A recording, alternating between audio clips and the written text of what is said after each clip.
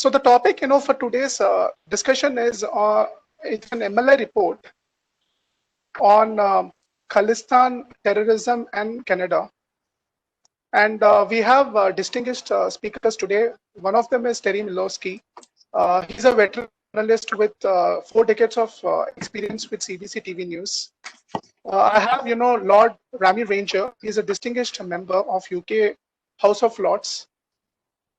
I also have Sukhi Chahal. He's chairman of Punjab Foundation, as well as he's founder of Khalsa Today. And we have very popular Major Gaurav Arya. He's a very well noted defense as well as the national security analyst. So in addition to them, we also have Tajinder Singh. He's a Washington DC based journalist. And he's also editor of India America Today. We have Abhishek Ranjan, who's founder of Red Lantern Analytica. So host for today's evening is Law and Society Alliance and Defense Capital. I would H. Kumar Vaidyanathan, an advocate in Bombay High Court, as well as he's Secretary General of Law and Society Alliance. I would request him to give an introduction.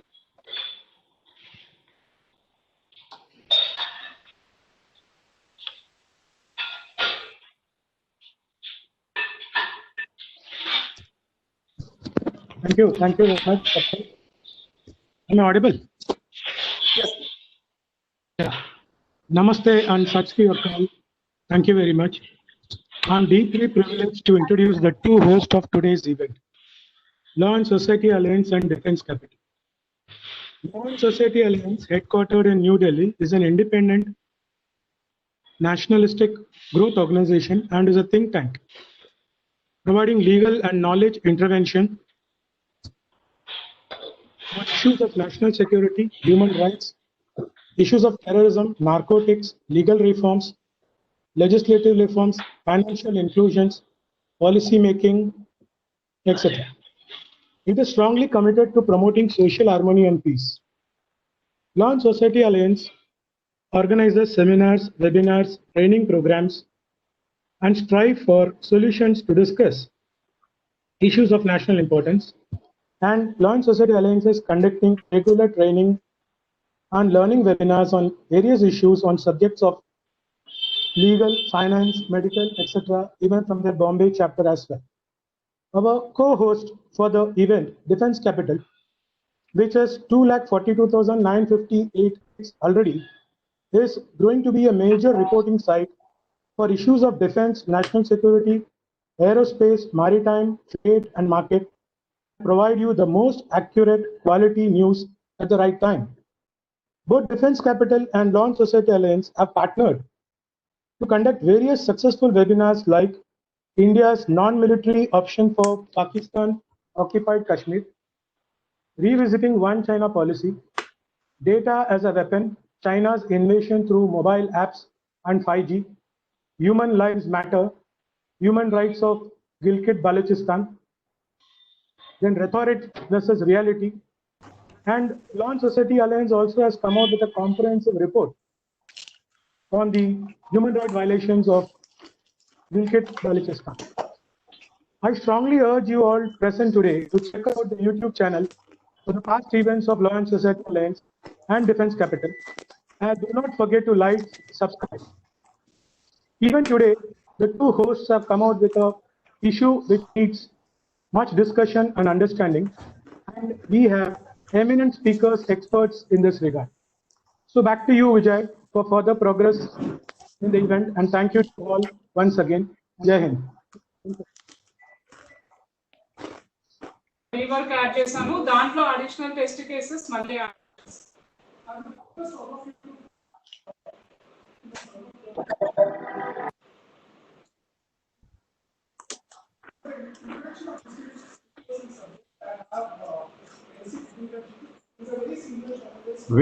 నేను ఇట్లా separate గా పెట్టి మళ్ళీ additional test cases కాదు additional test cases add చేసి మళ్ళీ total పెట్టాను so I would request all the visitors. September లో మెయింటెనెన్స్ చేశాం కదా సో నేను మెయింటెనెన్స్ అని మెన్షన్ చేశాను Please.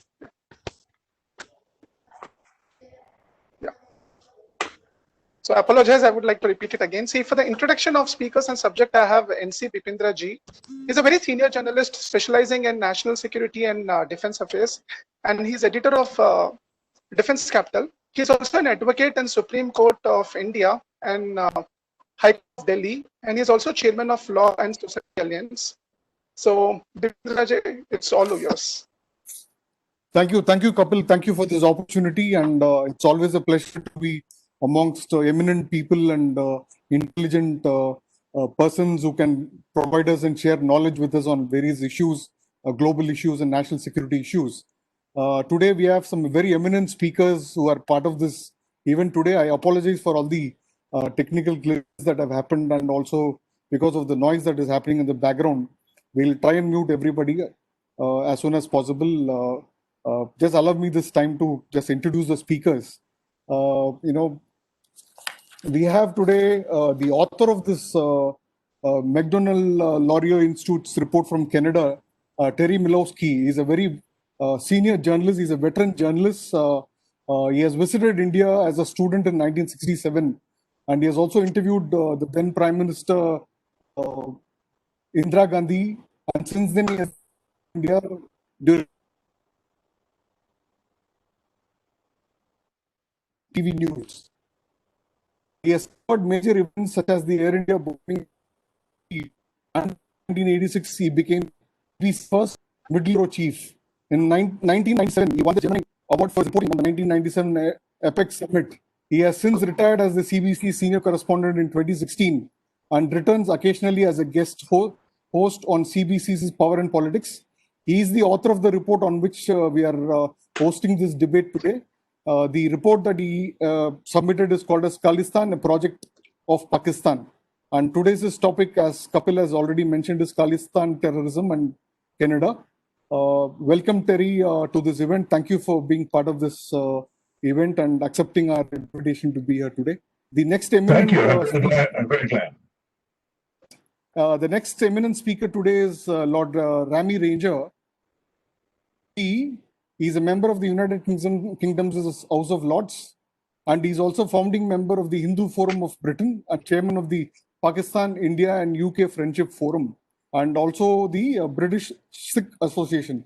His company, Sunmark Limited, is the only company in the United Kingdom to have Queen's Awards for the enterprise. He is also the patron of the Punjabi Society of British Isles, Combat Stress and Fellow of the Prince's Trust. As a key supporter of youth and skill development, Lord Ranger is a member of the government's Apprenticeship Delivery Board and an ambassador for the food and drinks industry in the development of apprenticeship and job creation throughout the United Kingdom. In 2005, Lord Ranger was made a member of the British Empire, and in 2016, the commander of the British Empire for his services to British business and the Asian community. Lord Ranger, please, we are very happy to have you here today.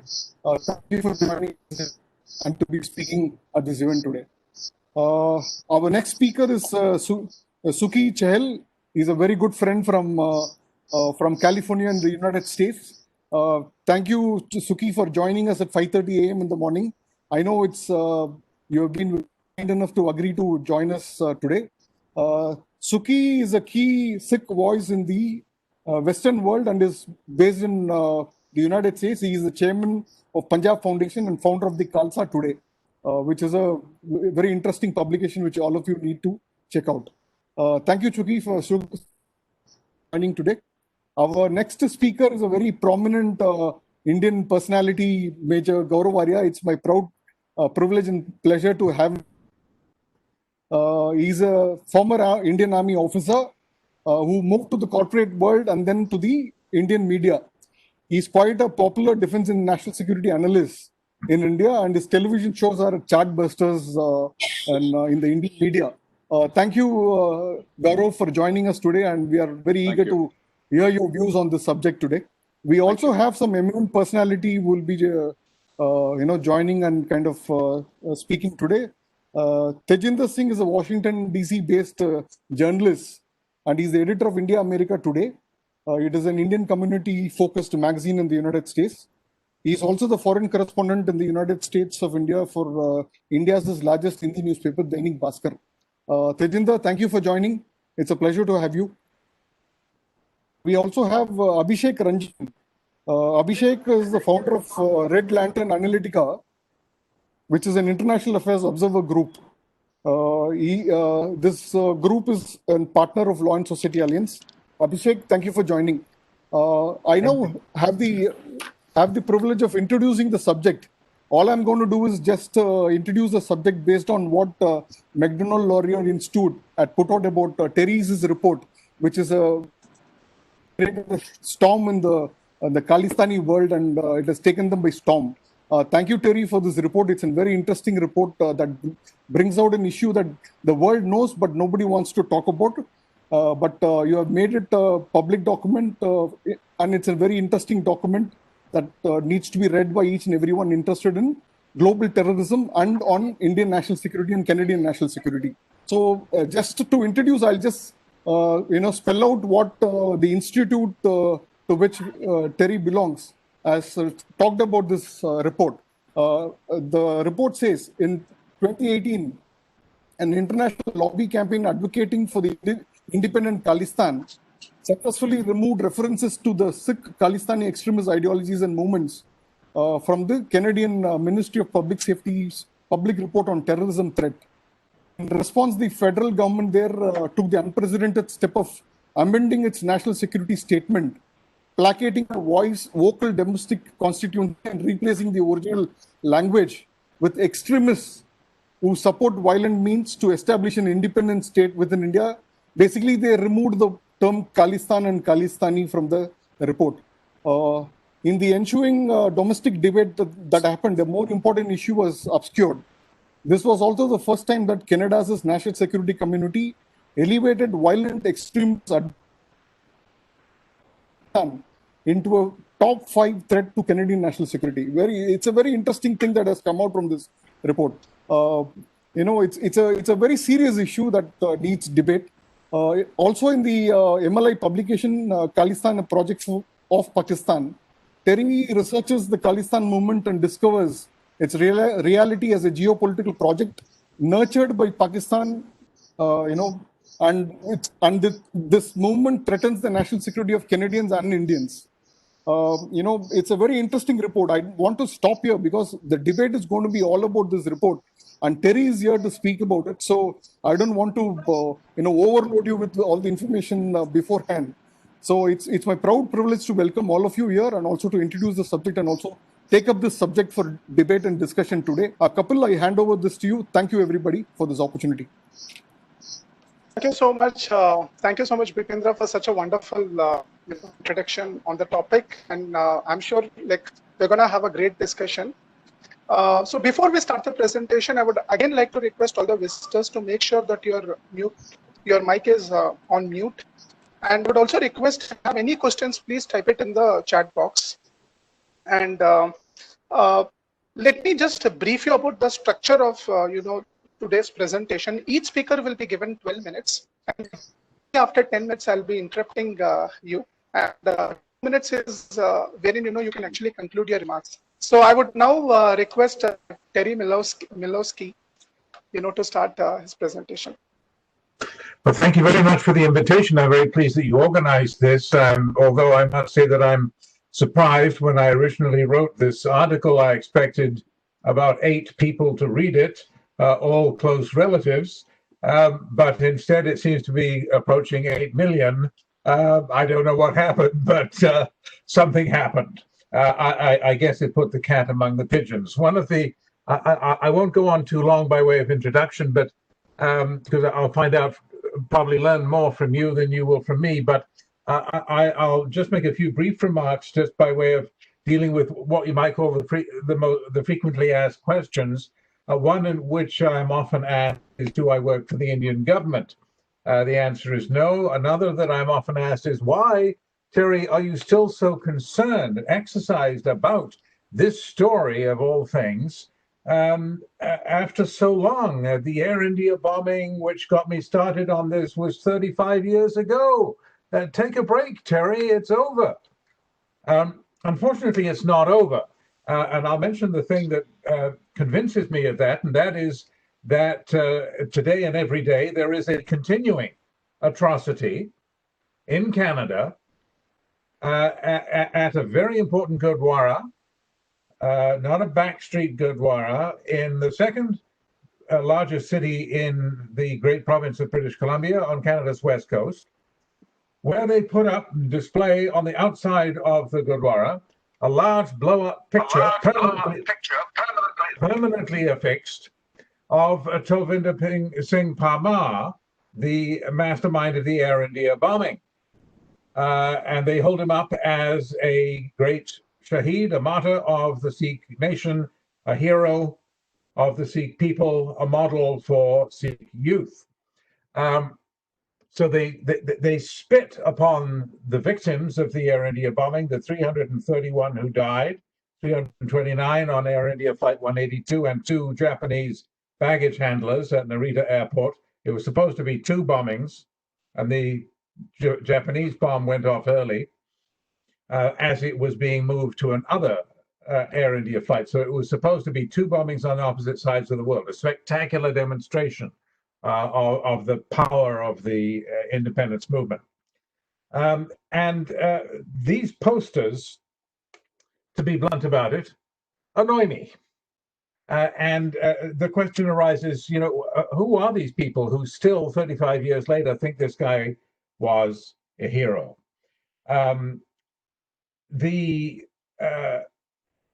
Fast forward now to the present. And I wrote this article about a month ago during the time of a voter registration drive by the group, as you know, called Sikhs for Justice, which is organizing a referendum on Sikh sovereignty to be held supposedly in November, and being organized by Sikhs for Justice and an American lawyer named Panoon. What strikes me about this, what struck me on this registration drive, was a kind of joint demonstration at the Indian High Commission here in Ottawa, organized partly by the Pakistani High Commission and by some Sikh separatists, who both demonstrated at the High Commission, arrived together, left together, held up their signs, chanted Khalistani Zindabad, made a couple of speeches, back on the bus, and away they go. And then the Pakistani group tweeted out pictures of the demonstration, which cut out all the Sikhs, and the Sikhs tweeted pictures of the demonstration, which cut out all the Pakistanis.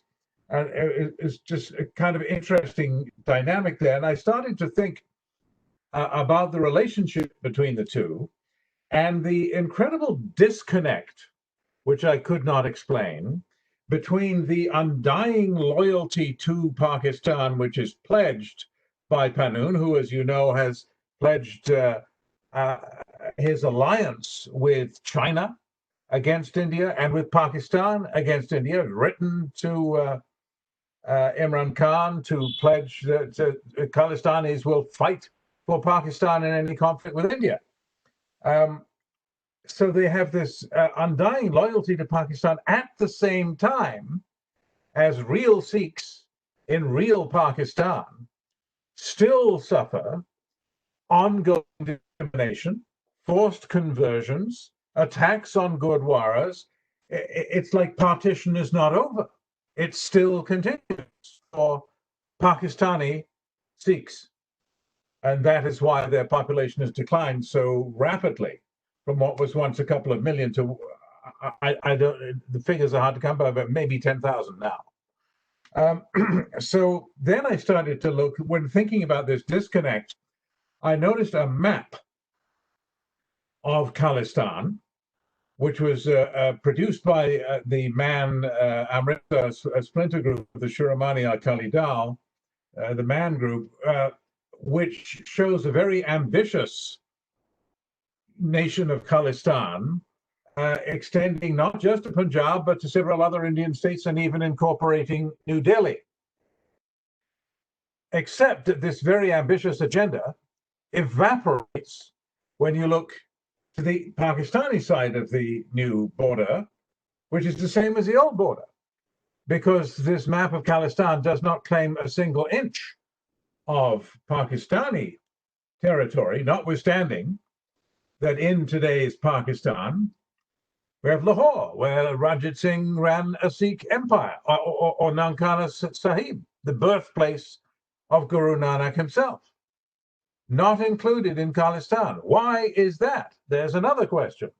And the answer, of course, is that the people organizing the movement for Khalistan today realize and accept that they cannot afford to do without Pakistani support, and that they will lose it if they trespass upon Pakistan's generosity.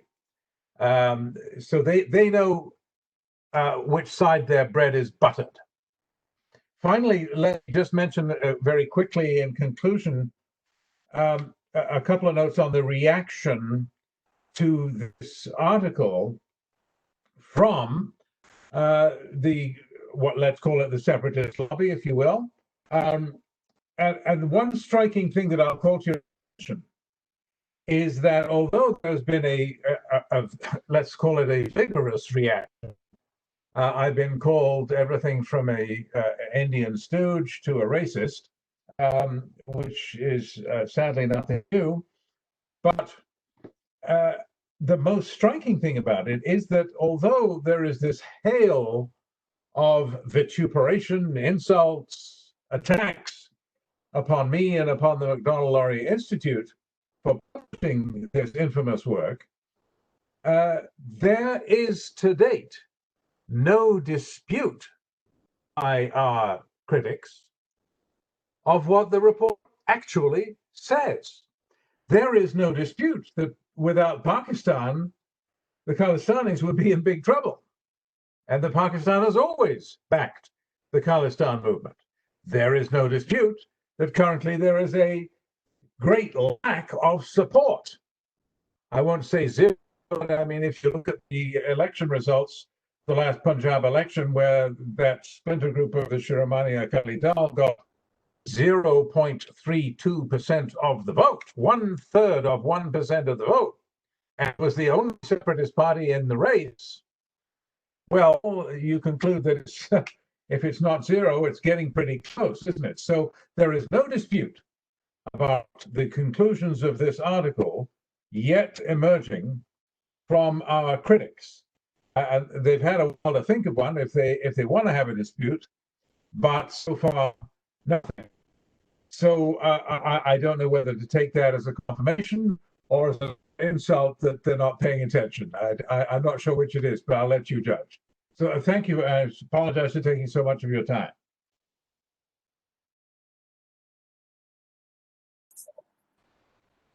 Kapil, you got to unmute yourself. Terry, thank you very much. I just want to let everybody participating today know that Terry, if he's not seen on the screen, please don't think otherwise.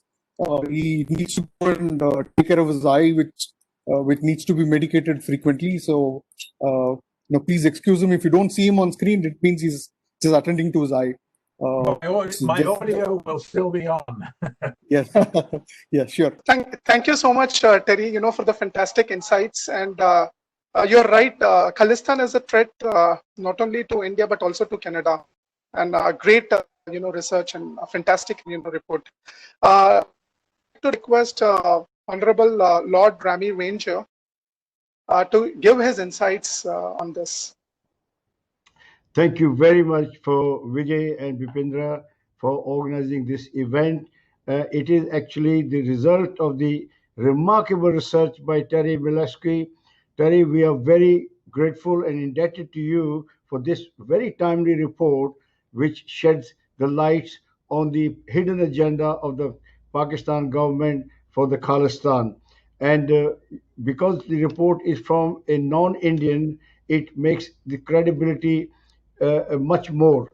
Because if I was to say anything, they will say he's Indian, he's bound to say pro-India rhetoric. But we are grateful, and you have exposed the true culprits, and for that we will remain indebted. We are grateful, and we are thankful to this event, because events like these actually, as Major Gaurav says, defensive and offensive. We have to be defensive at the same time offensive.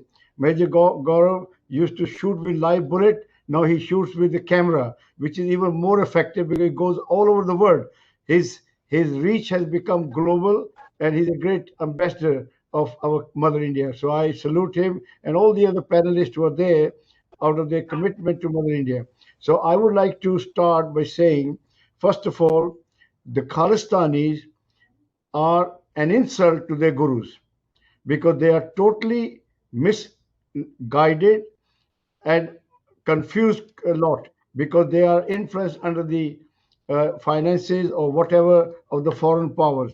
And countries which want to control their people with the help of religion shows that they have no merit. The people, they try to control Kashmiris with the help of religion and they failed miserably. Today I've sent a clip where people are celebrating the 70th birthday of Prime Minister Narendra Modi ji for taking them out of the shackles of religion by putting people in a religious straitjacket. They cannot develop wholesomely. So they were celebrating, Muslims were celebrating, and Modi ji, by removing 370, has made Kashmir equal to the rest of India, and removing the triple talaq has given respect, dignity, which was enshrined in the constitution for the Muslim women. So therefore, these are all steps in the right direction. These are all possible in a secular, democratic India, like our country, India. Now, to message to Khalistani is very simple. Guru Gobind Singh said, diversity must be accepted, respected, if need be, defended. And he did defend diversity of India, as we see, which is known as the cradle of civilization. I shudder to think if Guru Gobind Singh had not taken the step he took to defend the diversity of India, we wouldn't be as respectable in the world as we are. We have people from all faith, all culture, all religion, all nationality living side by side, and the country across the road is trying to eliminate diversity with the dire consequences for their own image internationally and their own self. In 1947, two countries were created, one to promote people on the basis of religion, and one to promote people regardless of religion. You can see the difference between the two countries where they are going. So therefore, it is very important to educate these misguided Khalistanis that they are betraying their gurus. They're betraying those people who paid supreme sacrifices, not for Punjab, not for Sikh, for India. The Brotherhood of Khalsa was not established for Punjab or the Sikh. It was established for the religious freedom of Indians. Guru Gobind Singh was not born in Punjab. He was born in Patna. And he left for his heavenly abode in Maharashtra. Why would he go to Maharashtra? Why was he born in Calcutta, Patna? Banda Singh Bahadur, the first general, was Maharashtrian. Five beloved ones who started the Brotherhood of Khalsa were not Punjabis, all of them, or not Sikhs. They all came from different parts of India to make them as one. Whereas the Khalistanis are trying to divide us, where the Sikh gurus worked tirelessly or paid immense sacrifices to unite us, not only with India, but rest of mankind. So therefore, it is very, very important that these Sikhs, misguided Sikhs, they should know their history. They are not trying to tamper with the history of the Sikhs, with the dire consequences for themselves and for the reputation of the rest of the community. So they have to be educated that they are singing from a wrong sheet. They have nothing to do with our faith, and if they are working with the enemies of India, then they're also working against the gurus of India who loved India as much as to pay supreme sacrifice and to be martyred for the sake of India. So these guys should know, and they should now disappear from the face of earth. They've done enough damage to the legacy of our illustrious guru. And the other thing, I believe that a agenda of Khalistani is very simple: lackluster Sikhs trying to control illustrious Sikhs, not on the basis of merit, but on the basis of religion.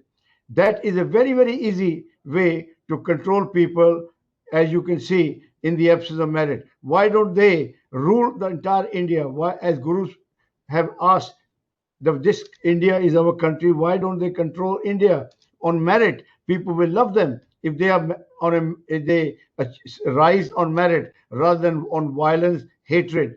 And I also tell, as Terry very rightly said, I appeal to all those countries which harbor these terrorists. They are damaging their own country. These citizens of theirs should be working productively to strengthen their country rather than working negativity, working against a third country and not doing something for the country which given them a shelter. So therefore, they are dangerous citizens of Canada. They are not the right citizen for Canada to have. They should be expelled, deported, because their contribution to Canada is only to create a terrorist, and terrorists always generate violence, hatred wherever they go. So therefore, it is a global issue that we have to stop people using race or religion to undermine peace-loving people who do not have the time or the resolve to fight with these people who have no respect of their own self.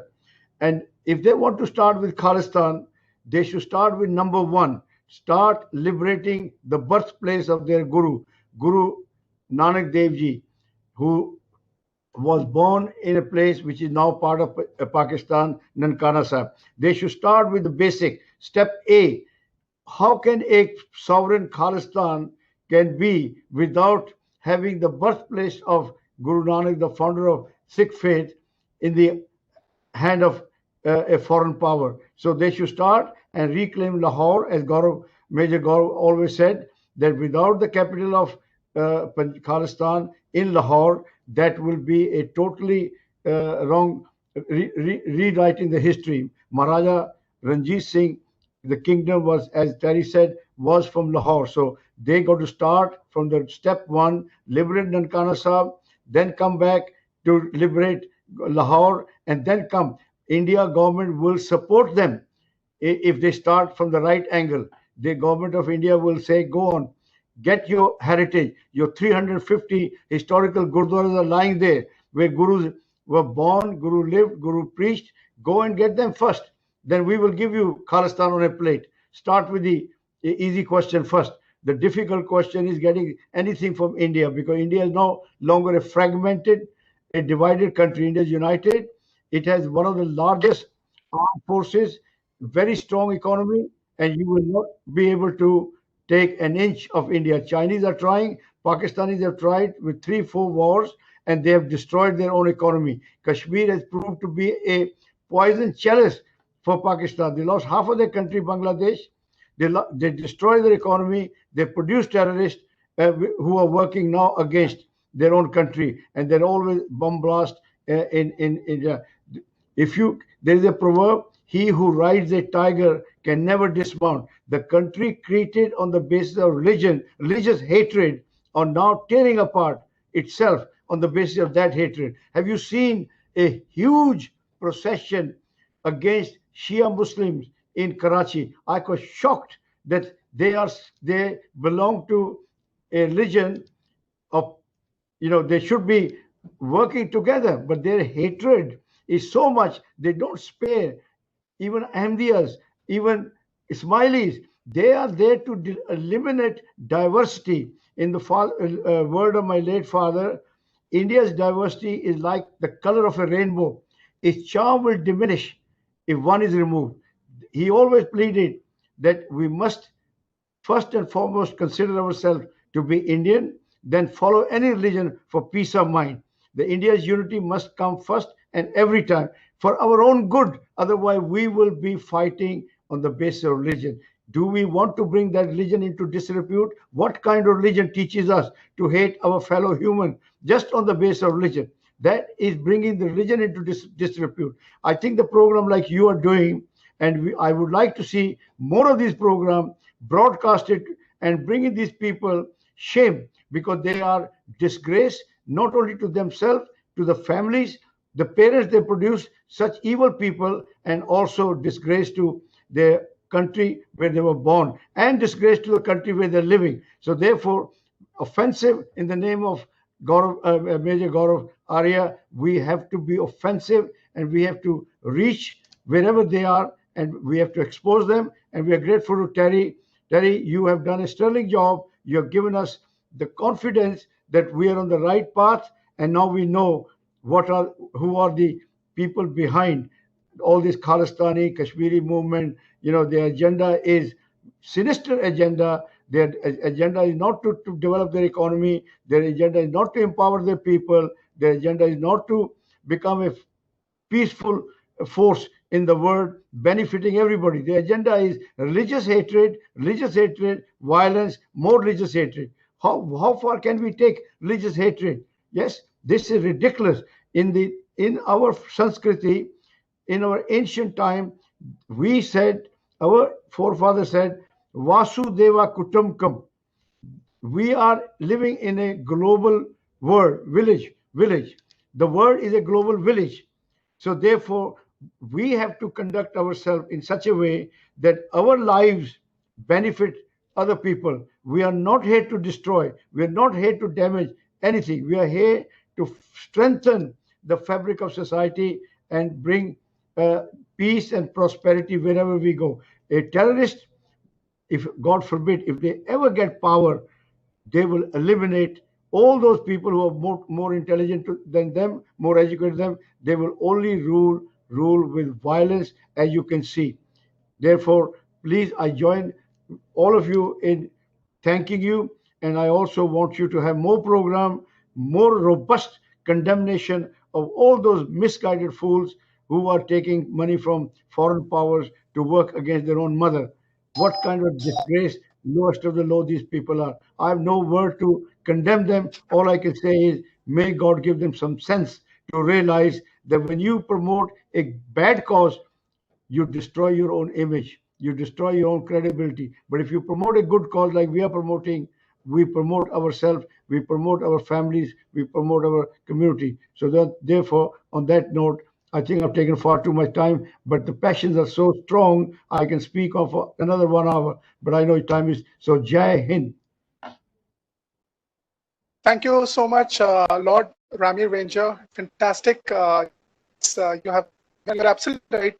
Saying, in India, we always want peace, but then Khalistan, they have been using it for their own means, and then no other choice but to hit back. Thanks a lot, sir. Now I would like to request Suki Chahal to give, his insights on this particular topic.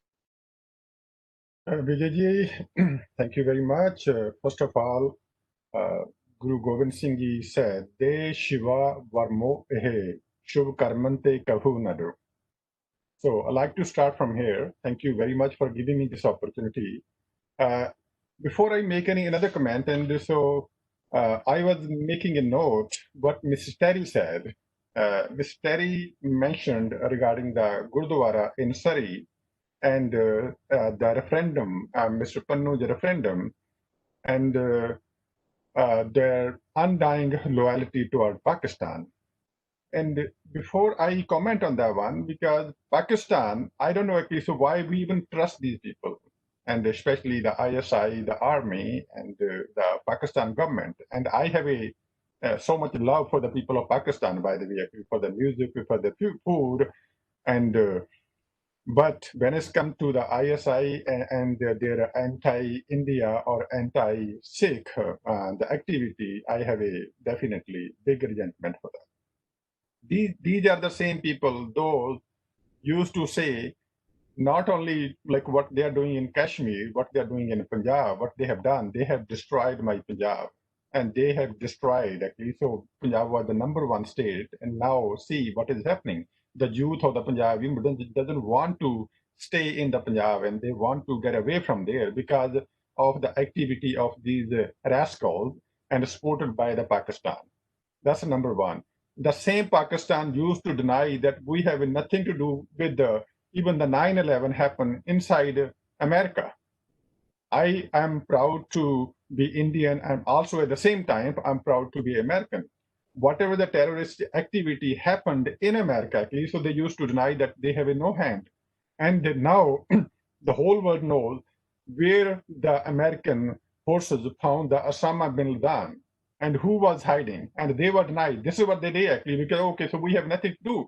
Because basically they are surviving on the financial aid by the US or the other country, and they pretty much they are the hub of the terrorism in the world. And Mr. Terry said the Gurdwara. Mr. Terry, it's not only one Gurdwara. There is another Gurdwara in Dixie, on Toronto side. But at the same time, so there's another Gurdwara Sahib, very prominent Gurdwara Sahib in Stockton. When Ghadar movement started, actually, so that was the first Gurdwara Sahib in Stockton, California. That Gurdwara has also been occupied by these people. And even whenever they do any kind of ceremony, I was so upset actually. So especially I drive my inspiration from Guru Granth Sahib, and these bastards, I have to use this one. And whenever there is a Guru Granth Sahib, and they end up putting their poster of the referendum 2020 next to Guru Granth Sahib. That was unacceptable to me. And some of the people in UK, and I saw in the Gurdwara, and they have put the poster of these terrorists, declared terrorists, next to the gurus. How can you even accept that? The problem is basically these are the people. These are the biggest enemy of the Sikh and the Sikhi and the philosophy of the Sikhism. They want to, because if they really want to look for the Khalistani, as Mr. Terry said, they should start from the Pakistan side. And the Lahore should be the capital of that one. And I will be the biggest supporter for that one. Actually, I'll work with them. And that should be not only the, like, whatever the Raj or Khalsa Raj or Maharaja Ranjit Singh was, and they should claim that area first. And also not only settle for that, they're just some part of the Afghanistan too. And they're just some part of the China too. They have to ask for that. Why only settle for that one map they are showing? Mr. Terry, for your information, right after your interview, like a few days back in Vancouver, and these people on Monday, they came on the same show. They said, oh, by the way, actually, this map is not a final map. This is the so-called proposed map. So they are proposing actually Delhi should be the part of the Khalistan, Haryana and Himachal, and even some of the Rajasthan should be the part of the Khalistan. And how funny it is. They are proposing, and my question, like, why they are so scared of Pakistan, and why they are not even proposing the bigger picture actually? So let's have the whole Pakistan even the part of the Khalistan, because that's a sport line actually, because that's what the income is coming actually. So that's where the sport is coming. Or whenever the hijacking used to happen in India, where they used to, what was the destination? It was Pakistan. And all these terrorists, actually, so the non-terrorists, where are they today? Even some of them, where they are enjoying the freedom inside of Pakistan. And so that's why, actually, because when you say something, actually, so these people, they say, no, this guy, he's working for the Indian agency. By the way, actually, I'm coming to this point too, actually, because they also say, they ask you the question, actually, oh, Mr. Terry is working for the Indian agency. I'm going to raise this question, serious question on this, Mr. Gaurav Arya. You should also understand that one, explain in your future, like in program next time. It means at least, so these people are raising the question on the credibility of the local intelligence agencies of America and also the Canadian. Because if they are saying at least, so these Indian agencies are penetrating and trying to create a disruption inside Canada or America, and my question is, what the hell is my American CIA is doing, or the Canadian intelligences are doing? And they think actually no, because there could be like maybe 4 or 5 people, some people maybe working over there in the embassy or the consulate, right? And so they cannot find out actually so who's trying to interfere in their internal matters. No, that's where the problem is. Whenever you raise any question, you ask them the genuine question that why they are doing radicalizing the Indian youth, especially Punjabi youth. Some of the youth, those who come to America, Canada, actually, they were not even born in the 84 or 85. When the terrorism, the whole situation was pretty much like the resolved, most of them. In 93, many of them were not even born at that time. And now these people comes over here, so they come in their trap, and so they exploit them, and so they radicalize them, and so that's where the biggest problem is. And you also mentioned that Mr. Remy mentioned that they are insult to the Sikh Guru. Not only they are insult to the Sikh Guru, they are the dushman, they are the enemy of the Sikhi and the Sikhism. And they are beyond, because they have nothing to do with the Sikh people. And their philosophy has no matching to the Sikhism. So the problem is, like whenever anybody asks us a genuine question, right? What the first thing is they're gonna do? Actually, this is the Gadar guy. This guy works for the Indian intelligence agencies, and he is doing the damage to the Sikhism, this and that, because they put so many tags. Actually, after that, they go on the social media, they try to destroy them, and they try to do the character assassination, and that these are the kind of activity, because basically these are the Gunda Dal. So because of that, I always claim in my interviews, because I live in the Silicon Valley for last 30 years. And I am saying whatever I say in this program, I say outside too. The problem is most of the people, hardworking people, they said, we don't want to mess these rascals. That's where the problem. It is the inactivity of the Sikh people and the Punjabi people which is destroying the Sikhi more than anything else. Because the Sikhi should not be limited to only the Sikhism. The philosophy of the Guru Nanak Dev Ji was beyond that. I wish the philosophy of Guru Gobind Singh should go to every Hindu house, every house in India. That was the philosophy of the Guru Gobind Singh. So that's why all the sacrifice we have made for this country. And look at the contribution of the Sikhs are only less than 2% in India. Look at the contribution where. And now just because of these guys, actually because we are being seen in the poor light. And there was some at the same time, I would say in past, there were some genuine sentiments in the Sikh community. Resentment is there, and it is still there. Because what happened in attack on the Darbar Sahib was unacceptable. There has to be some another way to find the resolution for that. And also what happened in 1984, the killing, the genocide of the Sikhs in New Delhi and the other part. The problem for so many years, for 34 years, the justice was not delivered. So that's why actually, so these people, they take the advantage of like what was not done.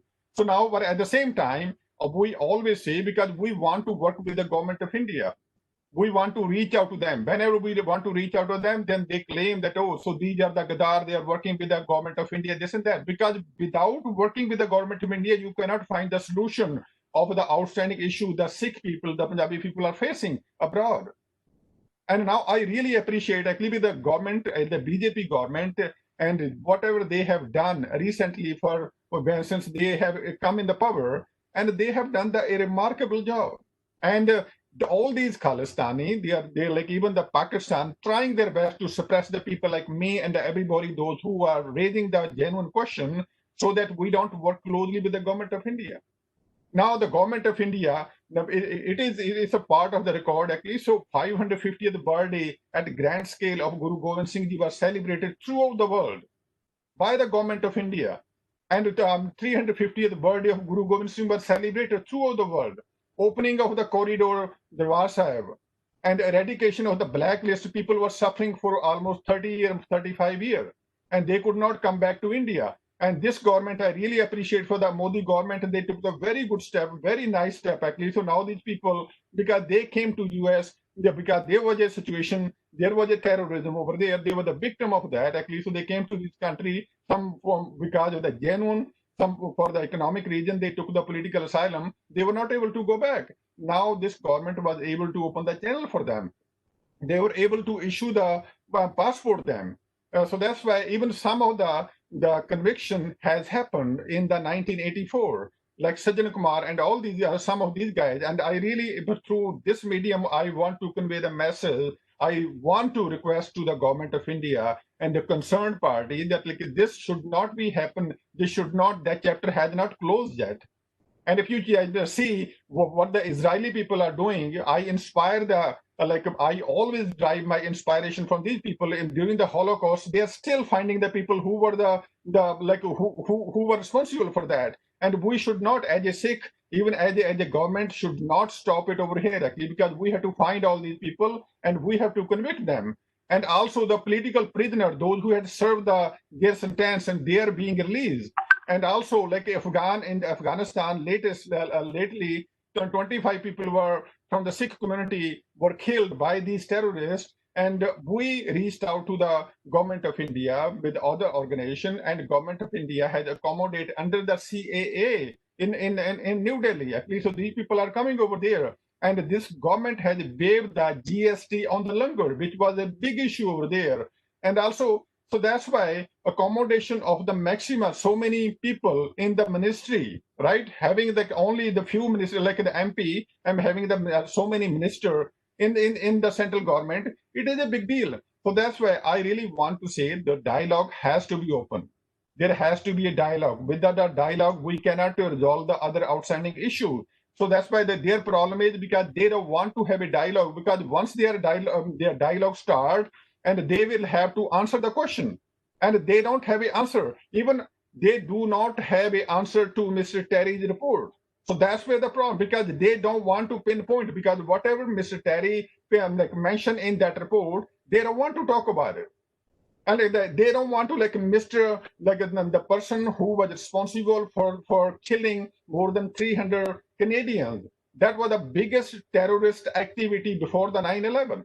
Nobody want to talk about it, because that was, fortunately, because of the activity of these people, if the social media could have been that strong on that day, there was no hiding place for the Sikhs abroad. We could have So, been. Chahal, sir, I'm sorry to interrupt you. If you can quickly sum it up, it would be great, because we're running short of time. I'm done, actually. Thank you very much, and that's what I want to say. If there's any further question, I will answer. I'll love to answer. So thanks a lot, sir, for your inputs, and you're absolutely right. Pakistan and ISI, in collaboration with some of them, they have brainwashed. We all know that Sikhs actually stands for bravery. And if some of them, they would have watched Kesari movie, we can see the bravery of, Sikh. And even in army, Sikh regiment is the most respected, of all. And I am completely with you, wherein government has to be very tough, and then they need to, take some sort of a stringent action on these Khalistan related activities. Now I would like to request Major Gaurav Arya. I'm a very big fan of you, sir. I keep following your videos, and now it's all yours.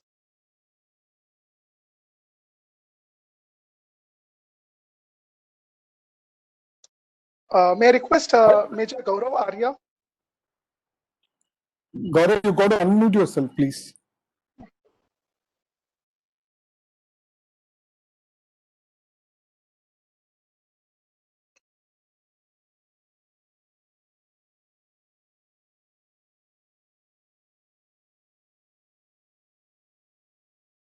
Okay.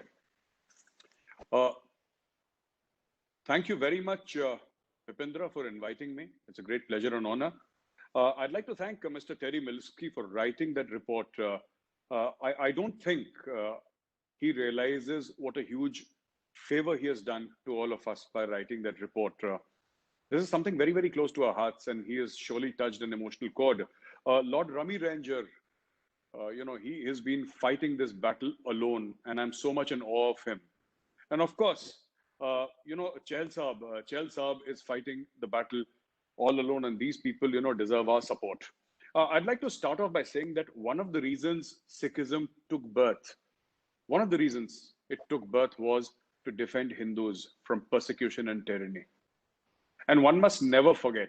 And today I would like to state on record that if I'm a proud Hindu today, it is because a Sikh guru and his family died for my ancestors.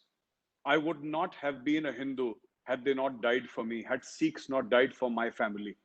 And I'm making this personal because it is very personal to me.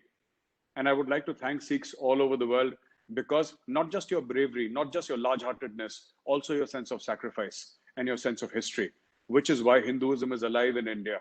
Had you not been there, history would have been very, very different. Terry was right when he said that in this entire so-called Khalistan map, there is not 1 inch of Pakistani territory. And after all, Lahore was the capital of Maharaja Ranjit Singh's Sikh Empire, and they have asked for Delhi. They were asking for Himachal Pradesh, Rajasthan, and since we are, telling cartographic jokes, why not ask for Tamil Nadu and the Andaman and Nicobar also? Let's ask for everything since you're asking. Who stopped anybody from asking? So, these people live in another hemisphere altogether, funded by the Pakistani ISI, built on hatred. And they don't realize a few things. And I'm sure some Khalistani is listening to this, and I'm going to tell you a couple of things, which you must ask your Pakistani masters in case you're listening. Now, how many Sikhs are there in Pakistan? Lahore was the capital of Maharaja Ranjit Singh's Sikh Empire. How many Sikhs are there in Pakistan? How many Sikh girls were converted last year? I'm talking about 2019. How many Sikh girls were converted and forcibly converted to Islam against their own wishes? I would like to ask, what have they done? Why has Pakistan wiped out all the Sikhs? Please understand, this hatred gets you nowhere. There is no end to division. Pakistan was born out of hatred. The two-nation theory is nothing but hatred. And because of that division, Pakistan was again divided on 16th of December, 1971. After that, Pakistan passed Ordinance 20. According to Ordinance 20, the Ahmadis are not Muslims. An Ahmadi can be jailed for blasphemy. He can be killed for blasphemy only if he calls himself a Muslim. That is the level of hatred towards the Ahmadis. And Lord Rami Ranger was very right when he pointed out that that this entire thing about that rally which took place in Karachi almost a week back, in which Sunnis gathered on the street, and started shouting, "Kafir, Kafir, Shia, Kafir." And some of them were saying that Shias are wajibul qatl, which means that it's all right to kill Shias. Now, last I checked, Shias were Muslims. They pray to the same God. What I'm trying to bring out here is that there is no end to division. You divided India, and you're facing internal divisions, and you will keep on facing these internal divisions till you confront your own ghosts and till you realize what wrong you've been perpetrating on the rest of the world. Now, I was very surprised. I keep on going to all these companies and organizations to give talks, and a Sikh youth who had come there to study engineering in Bangalore told me, Bhindranwale was killed. Bhindranwale was killed by the Indians because all he did was ask for railway connectivity in Punjab. And I was very surprised. I said, where is this coming from? Railway connectivity? I said, Punjab pre-partition, there was railway connectivity. Haven't you heard of those trains coming back from Pakistan full of dead bodies, killed by the rioters in Lahore and ahead? So he was a young kid, 22, 21 years of age, 23 years of age. He was pursuing his engineering there. And he said, no, but this is what has been told to me. Most of what they're doing is information warfare, which is funded by the Director General Inter-Services Public Relations, ISPR. They are funding this. They are trying to terrorize people into believing their own narrative. And this is what they're doing each and every day through social media handles, through Twitter, through Facebook, through Instagram, through YouTube. They're funding these people, which is why when a Terry Milowski writes a report on Khalistan, people will abuse him. But nobody will factually counter him because there is no factual counter to Terry's report. There is no factual counter. I wish some Khalistan reporter said, okay, Terry, these are 10 points you're given, and here are the counter to at least 5 of your points, if not all 10. But they will never say that, and they will never say that because actually there is no counter to Terry's report as the plain truth. So what do? You end up abusing. That is all they do. It's a mafia which exists. And these people perpetrate a kind of hatred amongst people. And also, you must realize that today, I would like to say, and I would like to state on record, because people say that you're a defense analyst and you must speak about it. So let me speak. The world is listening, and I'm sure this will also be available on YouTube. It was not right for the government of India to enter the Golden Temple. It was not right to shoot the structure, the Darbar Sahib. People said there were terrorists inside. What could have been done? what could have been done is the Indian government could have used his brains. You know, you could have surrounded them. You could have cut out supplies. That is what they did during Operation Black Thunder. It was a targeted operation. So you isolated an entire community. You know, isolating the Sikhs, what does it mean? It does not make a difference if Sikhs are 2% or 20%. That is not the point about the Sikhs. The point about the Sikhs is simple. You know, I often say, जहां सरदार अपने कदम रखता है, वो जमीन हिंदुस्तान बन जाती है. It can be in Canada, it can be in England, it can be in the US, it can be anywhere. Wherever there is a Sikh, you know, he's carrying India in its heart. And what you have done by these wrong policies is you have isolated an entire people. Now talk about the 1984 riots. We must not be shy of talking about these things. We must confront these things because these are truths. What happened was horrible, it was terrible. And I would like to tell all the people there, I was studying, if I remember correctly, I was studying in class 8th, and I have seen the riots from the top of our building. I have seen Sikhs being killed. As a child, I watched this with my little sister. I've seen it. I am witness. I could not see from a huge distance who was doing it or who was the specific individual who was doing it. But I've seen riots with my own eyes. And I can tell you, I still feel a deep, deep sense of shame that it happened. You know, so people don't realize what they do. Now, the only way to counter them is to have a robust narrative. And I must use this term, let us take the gloves off. This is not the time to pussyfoot around this. We must take the gloves off and fight these Khalistanis head to head. And it will only happen when we do information warfare on a very, very large scale, a massive scale, bring out the truth. Confront 1984, confront Operation Blue Star, confront what happened to the Sikhs in the 1984 riots, confront it head on. If something in 1984 was done, if the riots were shameful, get up and say publicly, yes, we are sorry for this. This is shameful. Punish the perpetrators. Win back the trust of the Sikhs. And always remember one thing, this fringe minority of Sikhs who say that, we are Khalistanis and we need to create Khalistan, they'll do absolutely nothing except poisoning their own sons and daughters' minds. They can do nothing absolutely. They don't have support in Indian Punjab. They might have support in Pakistani Punjab, but they have support in Pakistani Punjab simply because there are no Sikhs left in Pakistani Punjab. You know, entire generation of Pakistanis in Lahore, entire generations, 3 generations have grown up without seeing a Sikh. Can you imagine? 3 generations have grown up in the capital of Maharaja Ranjit Singh's empire, and none of them has ever even seen a Sikh. And these are the people, the Pakistanis, who have killed all the Sikhs, who have converted all the Sikhs, who have raped and converted the women folk, the daughters of the Sikhs. These are the people who claim to be fighting for Pakistan. And this is the misfortune. This is, something that we need to understand, that this is what Pakistan is doing. This is a grand plan to try and discredit India. They will fail. Of course they will fail. There is no doubt that they will fail. There is no doubt in anybody's mind. But at the same time, the Gurdwara Sahib, which is holy ground, which is sacred ground. When Chahal Saab mentioned that they were putting posters of terrorists along with the Sikh gurus, I mean, who does this? Who does this? You have the photographs of the Sikh gurus and you're putting up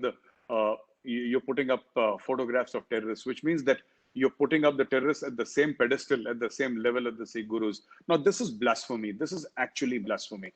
And these people are willing to compromise on the principles of Sikhi. They're willing to compromise on the principles of the Sikh gurus.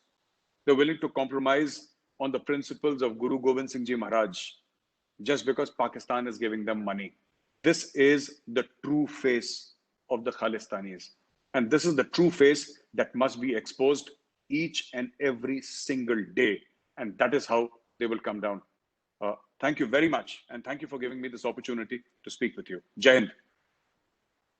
Jai Hind, thank you so much, Major Arya. It was you have given great insights And yes, now is the time to act, against these Khalistanis before it is too late.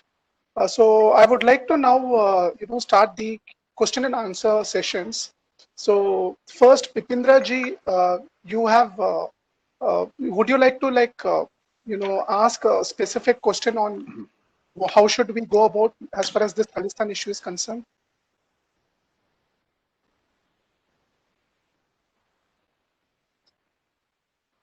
Yes, Bipindra ji. So I would like to formally start the Q&A session, with you. Are you able to hear me? Yes, Yeah. Okay. we can hear you.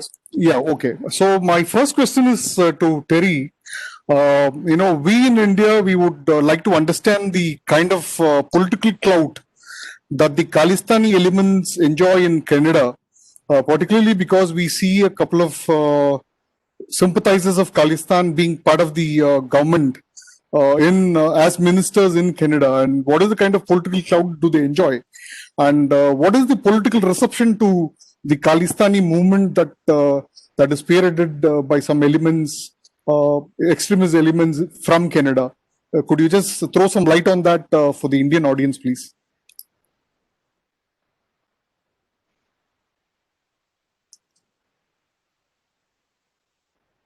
Terry, I got to unmute you. Just a second. 1 second. All right, can you hear me now? I apologize. Yes, we can hear you now. Yeah. I'm going to give two contradictory answers, if I may.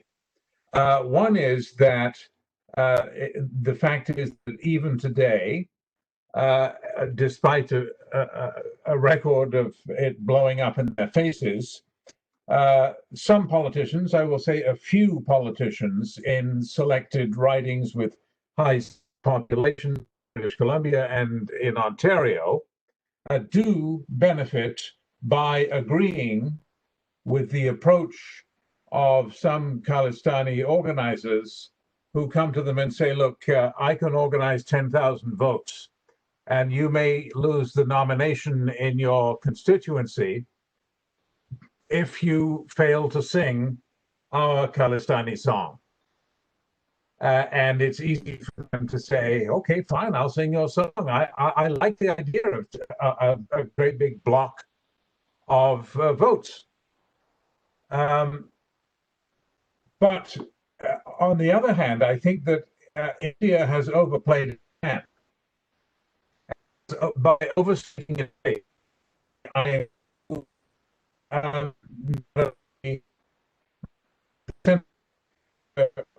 The government of Captain Amarinder in Punjab, he is, you may on the occasion of Prime Minister Trudeau's 2018 visit to India, Trudeau faced in the camp.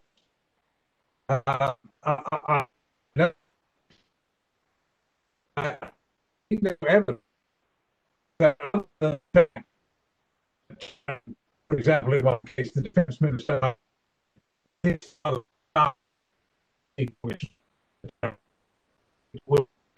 be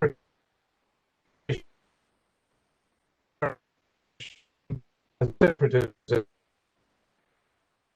So people, there is a generation later, and that he has actually said or done anything to support the separatist cause.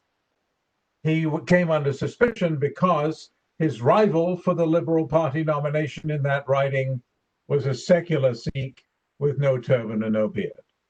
And the Liberal Party favored him over the secular alternative. And the person who was handling Liberal Party affairs in that province was former president of the World Sikh Organization.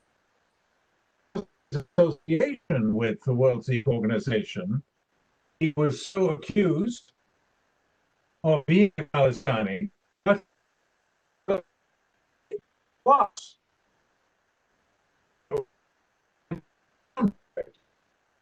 During his 2018 visit, Mr. Trudeau pledged allegiance to the unity of India in the name of the federal government of Canada. And second, if state would go up and advance it. I think this could open. It's true. Some politicians in Canada do like the idea of saying, yes, I'll sing your song, and then later if it blows up and becomes embarrassing, I will say, well, I didn't know. I knew nothing. So it's a continuing problem, let's put it that way.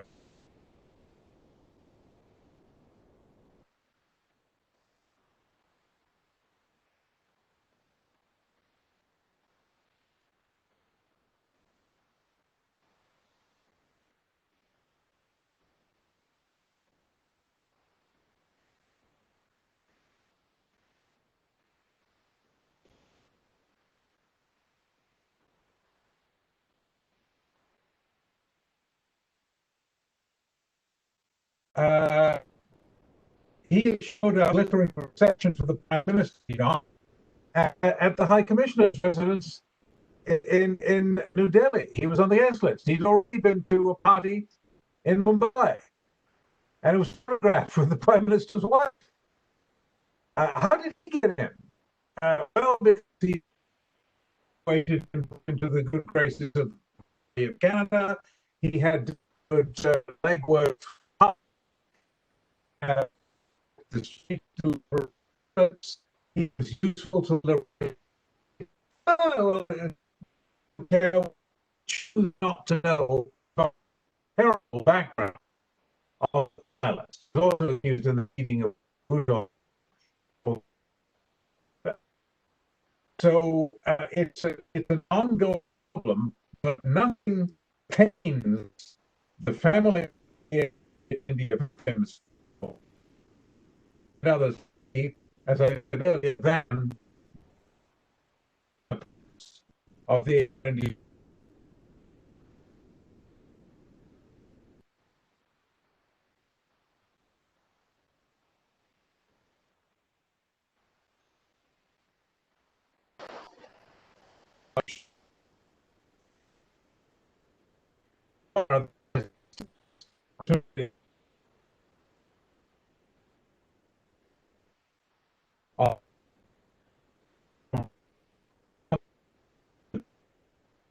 And respect the findings of the courts and the inquiries that Palmer was indeed Palmer. So I started long and complicated.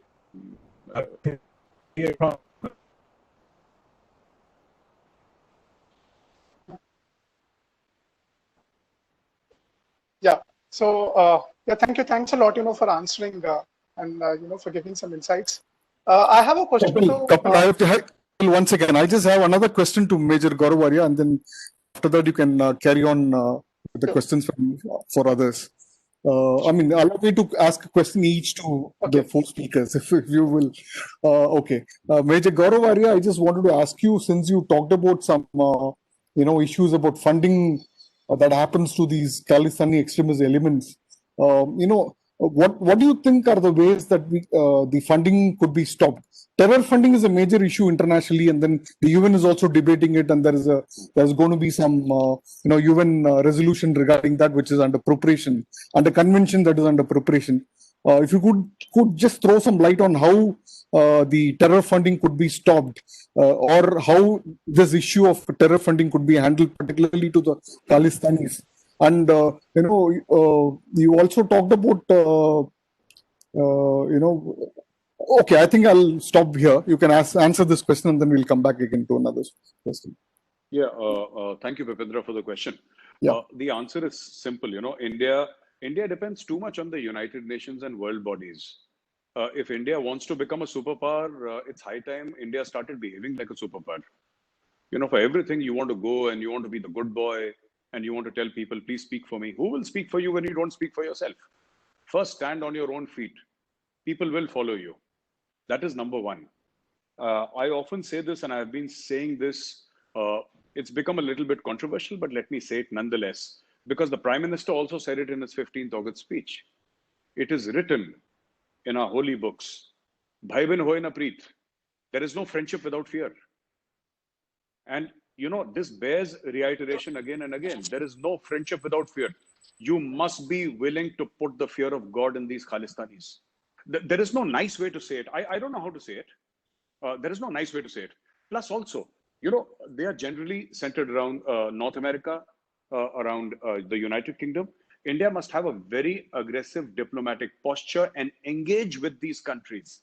Engage with these countries and say that, okay, we are creating a special cell within our embassy whose only job is day and night engage with the political leaders of that country. I mean, how does Pakistan do it? We have 10 times the financial resources of Pakistan. We have 10 times their diplomatic credibility. I could have understood if we were unable to do it because, we didn't have the money, or we didn't have the political clout, or we didn't have the credibility. I could have understood this, but that's not true, which means that there is an unwillingness on our part to take a front foot stand on this. Engage with the political leaders in the United Kingdom, engage with them in Canada, in the United States of America, and tell them that this is not acceptable. If you want to fund political candidates, do that. It's legal in America. It's absolutely legal. So fund them. Fund political leaders. How much money does Pakistan have? You have not 10, you have 100 times more money. Have a budget for this separately.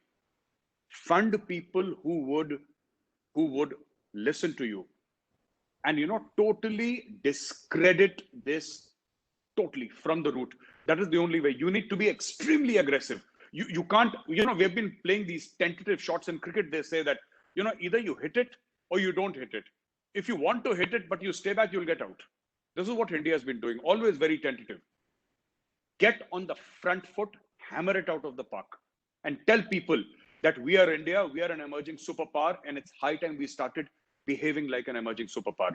Not like a country that is perpetually apologetic for everything, We are sorry we are Indians. We apologize that we are from India. We apologize that this is our point of view. No, this doesn't cut any ice with anybody. We are proud Indians. What we want, let's go ahead and take it. Thank you.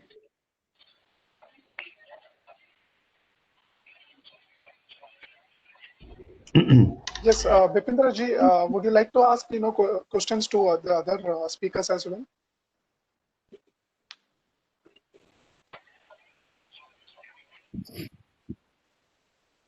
May I ask question to Gaurav ji? Yes, sir. Gaurav ji, your thoughts is so provoking, and just as an army person, just you have mentioned very stable to say. Just I already wrote, just like the Bhagat Singh, just do and die like things. But my concern is, I have been Canada many times, or I have seen that no such awareness from the government of India as well as the local people about the Khalistanis. I have seen in Toronto there is some area, is a land of Pakistan. They have just make a city like that. But government of Canada is not serious, as all our panelists said that there is some part of Mr. Chahal and all mentioned how whatever he used and abused, they are for that.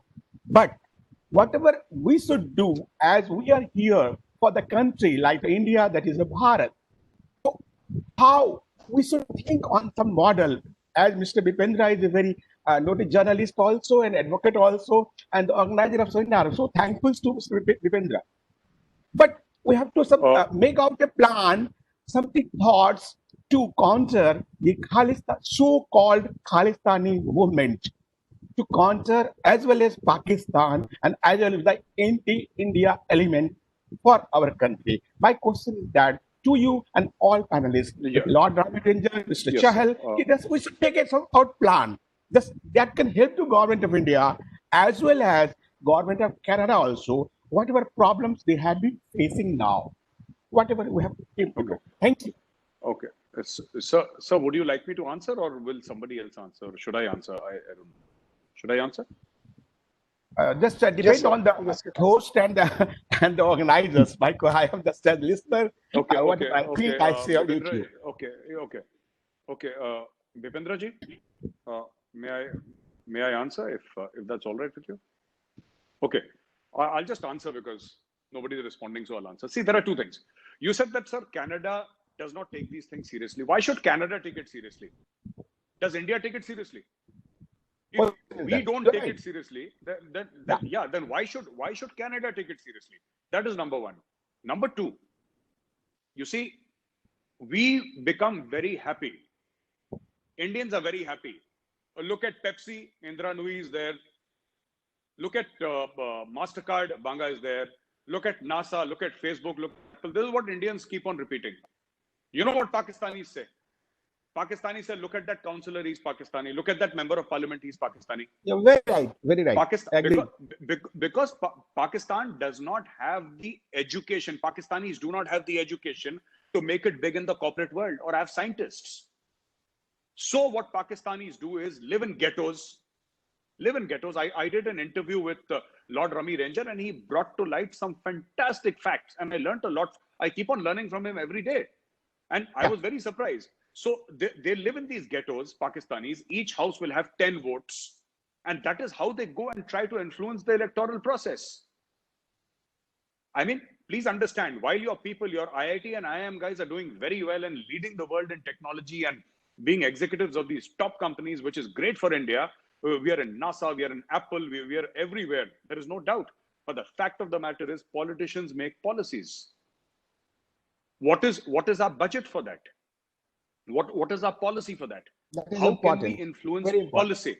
Yeah, that is the thing that we should focus on. Sure, we are doing stuff, but I don't think it's sufficient. We need to put in more money there. We need to put in more focus there, and we need to get after this with a vengeance, with a single-minded determination. That, we have, I often tell, there are so many Indian Army officers who tell me, that the Indian Army is a non-expeditionary army. We have never attacked anyone ever in the history of India. We have not attacked anyone. We are a peaceful people. And I always tell my friends from the army, why in God's name have you not attacked anyone? That's the army's job, right? The problem is that, why American mainland is safe today? Because America, except for 9/11, America's mainland has always been safe for the past 70, 75 years, ever since America was created. That is because America fights all its wars outside America. Iraq, Afghanistan, South America, Korea, Vietnam. America is perpetually at war with the rest of the world. Right. And that is why the American mainland is safe. If you wait for people to attack you, you are forced to fight inside your own house. If you fight outside, when I say fight outside, I'm not saying attack a country. All I'm saying is have an aggressive posture. If you see, there will be pain. In the relationship with Pakistan, there will be pain. Blood will flow. It is up to you where that blood flows. Does it flow inside India or inside Pakistan? That is your choice. You make it happen. Otherwise, they will make it happen.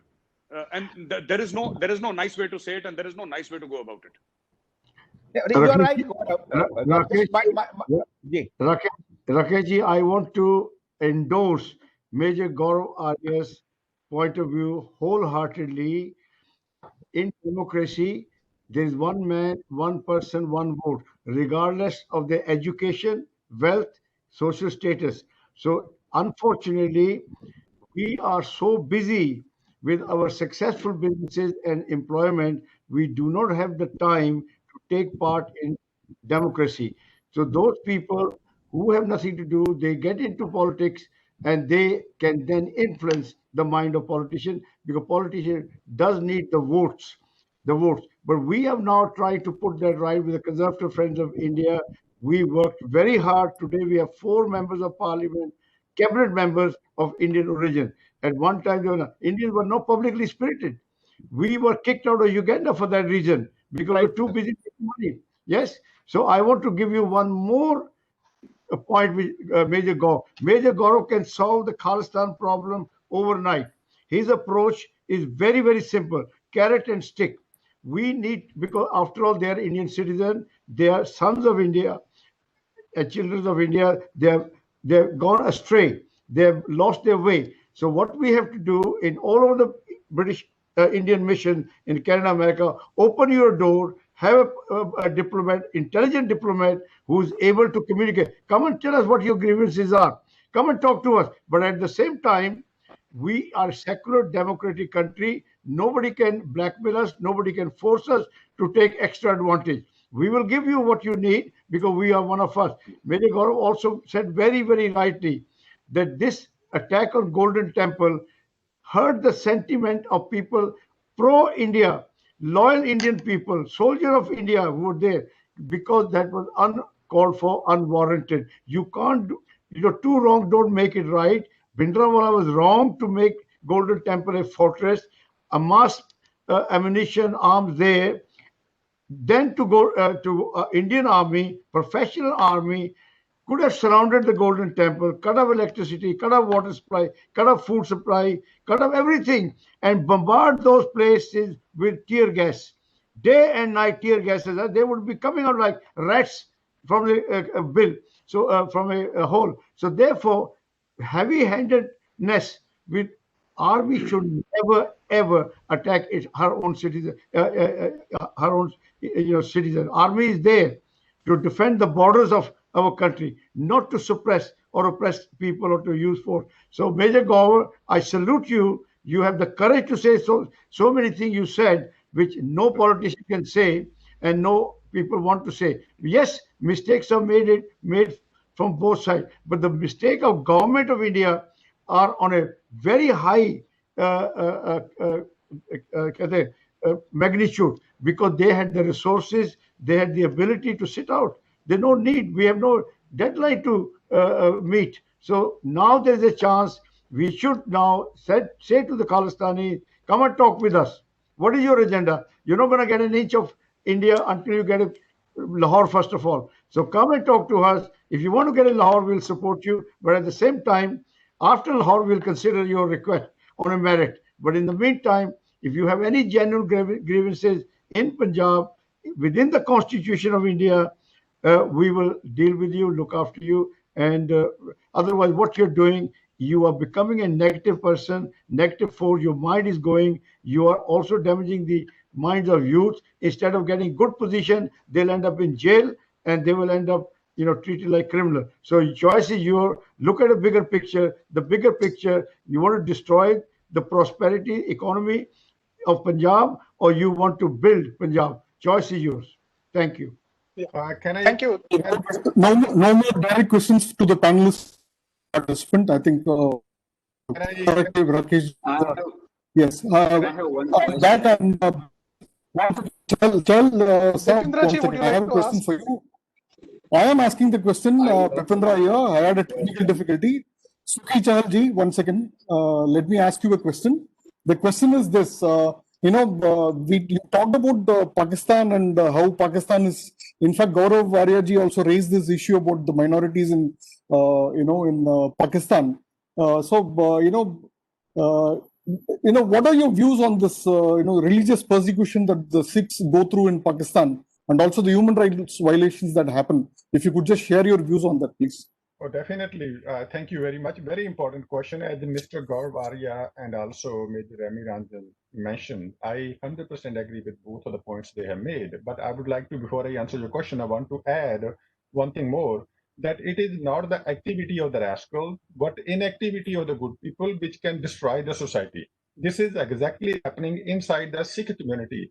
This is the war has to be fight by the Sikh community and the Punjabi community, because these people, they are a bunch of, they are even less than 0.5%, and they are giving the bad name to the whole hardworking, successful Sikh community. So that's why a Sikh community, moderate Sikh community, has to wake up abroad.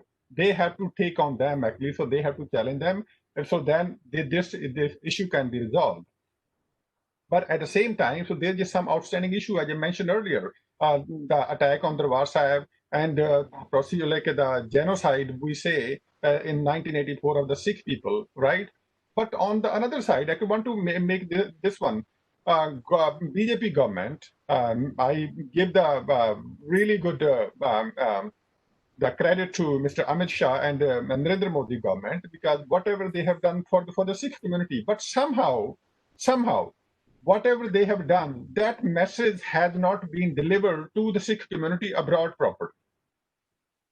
They have done so much, but that message has not been conveyed. I don't know, there is some gap actually, because we are not even able to make a case to the people that, okay, so now where the problem is, because the government of India is doing whatever we need to done actually, so why we cannot accept it? Number two, when I land, or every Sikh land, we land at, majority of them, they land at New Delhi airport. You see, what's the name of the New Delhi airport? That's an Indira Gandhi airport, right? And when this is the boon actually, because when we land over there, we see the Indira Gandhi airport. First thing we land in India, actually, we see the Indira Gandhi airport. That is to many Sikh people I interact with actually, so that is unacceptable to the Sikhs. Sikhs will never accept that one. The name of the even the airport of New Delhi should be the Guru Tegh Bahadur, because who sacrificed for the whole country, not for the Sikhs actually. Some of the very minor issues, some of the issues actually, so that there is more cases needs to be prosecuted of the 84 actually. So we should not limit to at least just because we, like, there's a few people gone to the jail. There's more needs to be done.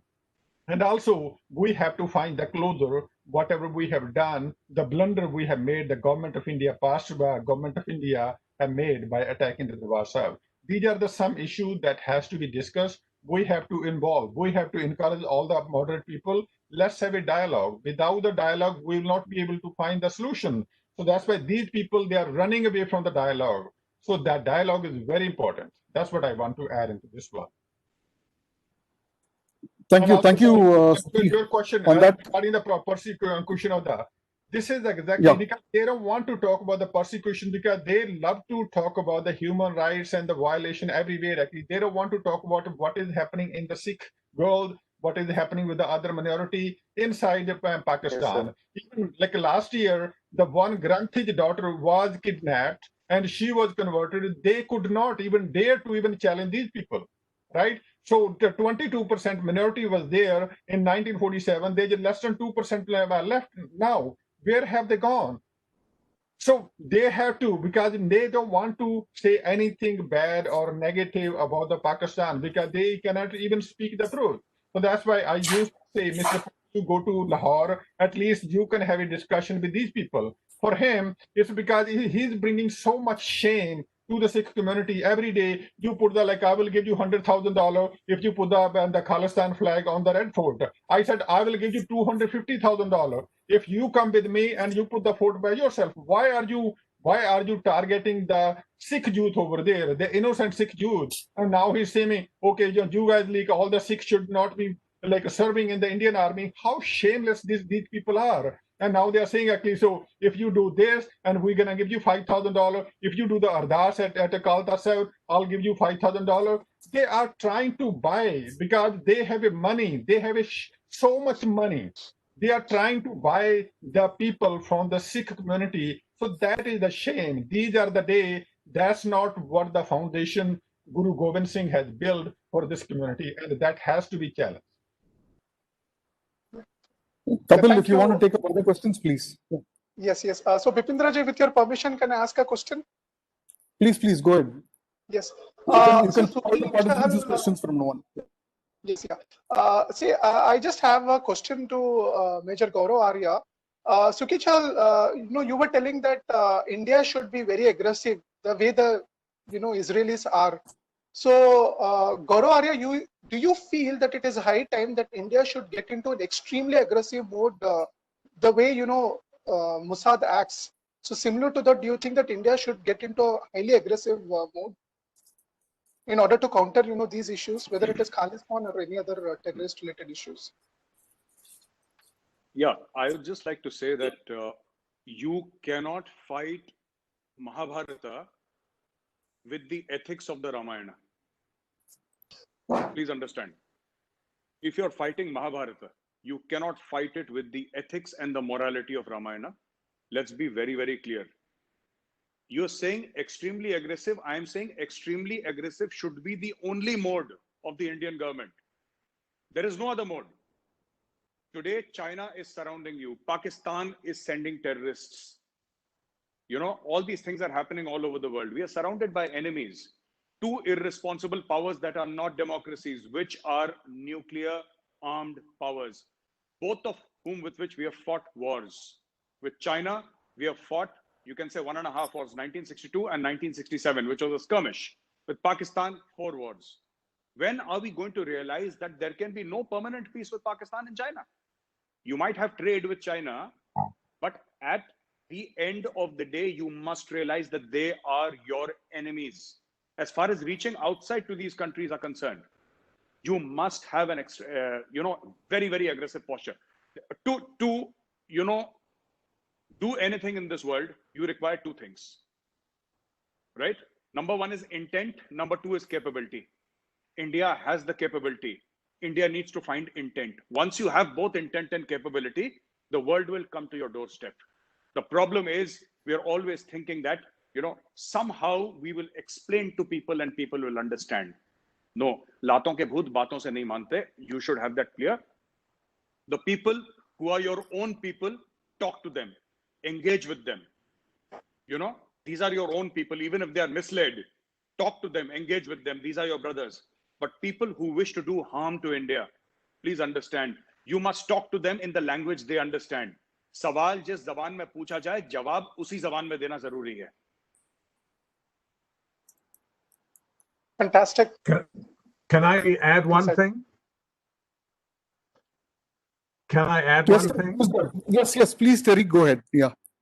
I want to add one thing because I said earlier that I thought that the government, on this question of the aggression or lack of it of the Indian government, I said earlier that they had overstated the case, at least in the case of Captain in what he said about the cabinet of Prime Minister Trudeau in Canada.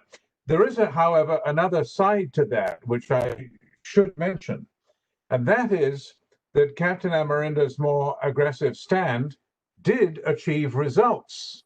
It's a test of the theory just advanced that we should be more, the Indian government should be more aggressive, because he extracted from Prime Minister Trudeau a statement that he would not otherwise have made, namely that Canada supports the unity of India, a statement which would cost him, he knew would cost him, with those who would rather that the Liberal government did not say that. But he was forced to say it because of the embarrassment of arriving in India and having an important chief minister refuse to meet with his defense minister on the grounds that he was a Khalistani. However exaggerated that claim may have been, it was successful as a political strategy in forcing Trudeau to go before the cameras and to say, no, we support the unity of India. And he was also forced to say, since the matter arose, because the CBC asked him about it, to publicly denounce the posters, the martyr posters of the Air India bomber at the Gurdwara in Surrey. So you can say these are diplomatic tactics rather than aggressive tactics, but it was an aggressive approach by Captain Amarinda, and it did work, and Trudeau did have to pay the price to get his meeting with the Chief Minister of Punjab. Terry, thank you for that. I have one couple, just a second. I have a question to ask him. The Air India bombing that happened was one of the largest mass killing that happened in Canada. You did mention that there is no closure that has happened. Could you just explain that point that you made there, Terry? It's a very important and an interesting point.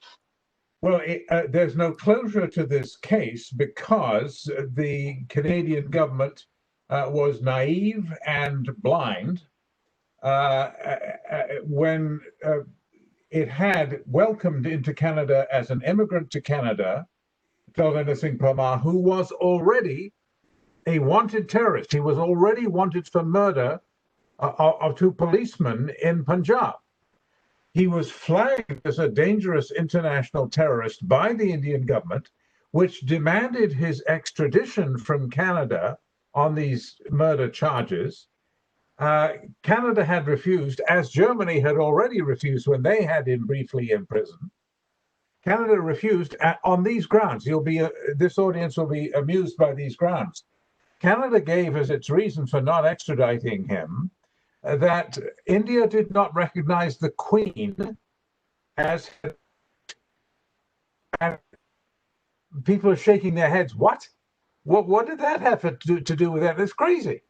Well, it is crazy, but the excuse was that Canada did not have an extradition with India at the time.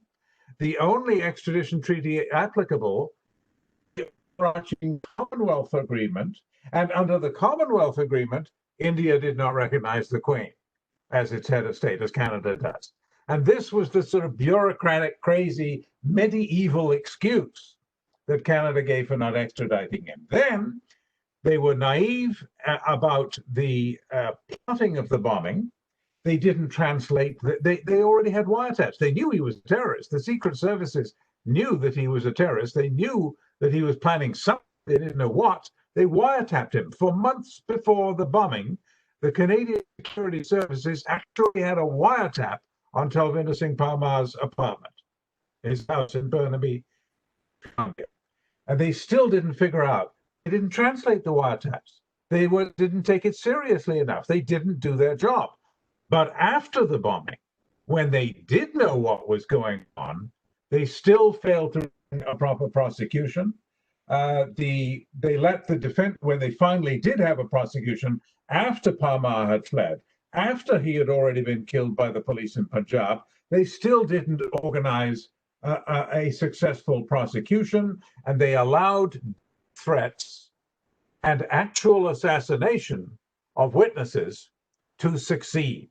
That was a disgrace. That is what Major Gaurav Arya was talking about. I think in his demand for a more aggressive posture. What actually happened in that case was a disgrace. For example, they had a witness, whose name was Hare, Tara Singh Hare, who actually heard a confession. He was on a visit to London, meeting a friend. One of the bomb conspirators arrived. He'd had a couple of drinks and he talked rather freely. And had a conversation about how they succeeded in getting the bomb on the Air India flight 82. He heard it all. And get this, he wrote about it in his newspaper. He was assassinated as a police witness. So the other witnesses got the message. And they came to court. Oh, well, that's what I heard and saw that I told long ago. I've forgotten all that now. I'm not going to say anything. So the judge sat there and said, well, I don't have testimony. I cannot convict. So the failure of Canada is, I think, a terrible example. The failure of Canada, first, to stop the bombing, and second, to give the victims' families some measure of justice, was a disgrace. And the only thing that I can add is that at least they did obtain one important conviction, and that is of the bomb maker. Because the bomb maker, Inderjit Singh Rayat, his conviction involved a confession, which was agreed to as a statement of fact by the judge and the defense and the prosecution, which was that he made the bombs for Parmar at Parmar's request, something that the authorities knew to be true because they had tailed Parmar to a meeting with Rayat at which they tested the detonator in the woods. They went into the woods and the Canadian intelligence services were watching them, and there was a boom, a blast. Rayat to satisfy Parmar the bomb was going to work. But his intelligence officers didn't bring a camera. They didn't know who the other guy was, Mr. X was. They messed up even that, even when they saw them testing a bomb 3 weeks before the real thing. So I think this is a classic example of what we are talking about, the lack of aggression, the lack of competence by democratic, liberal, nice countries who let this happen, and then too late they say, uh-oh, we dropped the ball. Thank you, Terry. I also have another question for Lord Rami Ranger. Sir, if you could just point out the kind of support or lack of that happens in the United Kingdom with regard to the Khalistani elements there, and what sort of a movement or what sort of strength do they have in United Kingdom today? Because UK is also one of the major places where these Khalistani elements have migrated and settled down in the last several years now. Lord Ranger? Thank you for the question. The sport was very strong at one time. Then I remember we had a High Commissioner, Lord Singh, His Excellency LV, Dr. Singhvi. So his policy was to go and meet these Khalistanis. After the Golden Temple attack, they were all very angry because attacking somebody's religious place, it shows you that they are not safe anyway. Yes, that's the last place government should attack. And I also want to take up the point Major Gaurav Arya has raised, and that's a very important point. That it only takes 2 or 3 Sikhs to cause India a headache, security headache. You have seen what happened to the Air India plane. You've seen so many other places. So what we need is, we have to have a policy. Don't we take revenge when we make them our friend. The friendship is the biggest revenge you can take from when you make the friend. So I think what we need to do is, things have gone wrong. That's why we are discussing today. That a community which was very loyal was established specially to defend the freedom in India, uphold the justice and everything. They are being ignored to the point that there is a quota now in Punjab against those people who love to join army.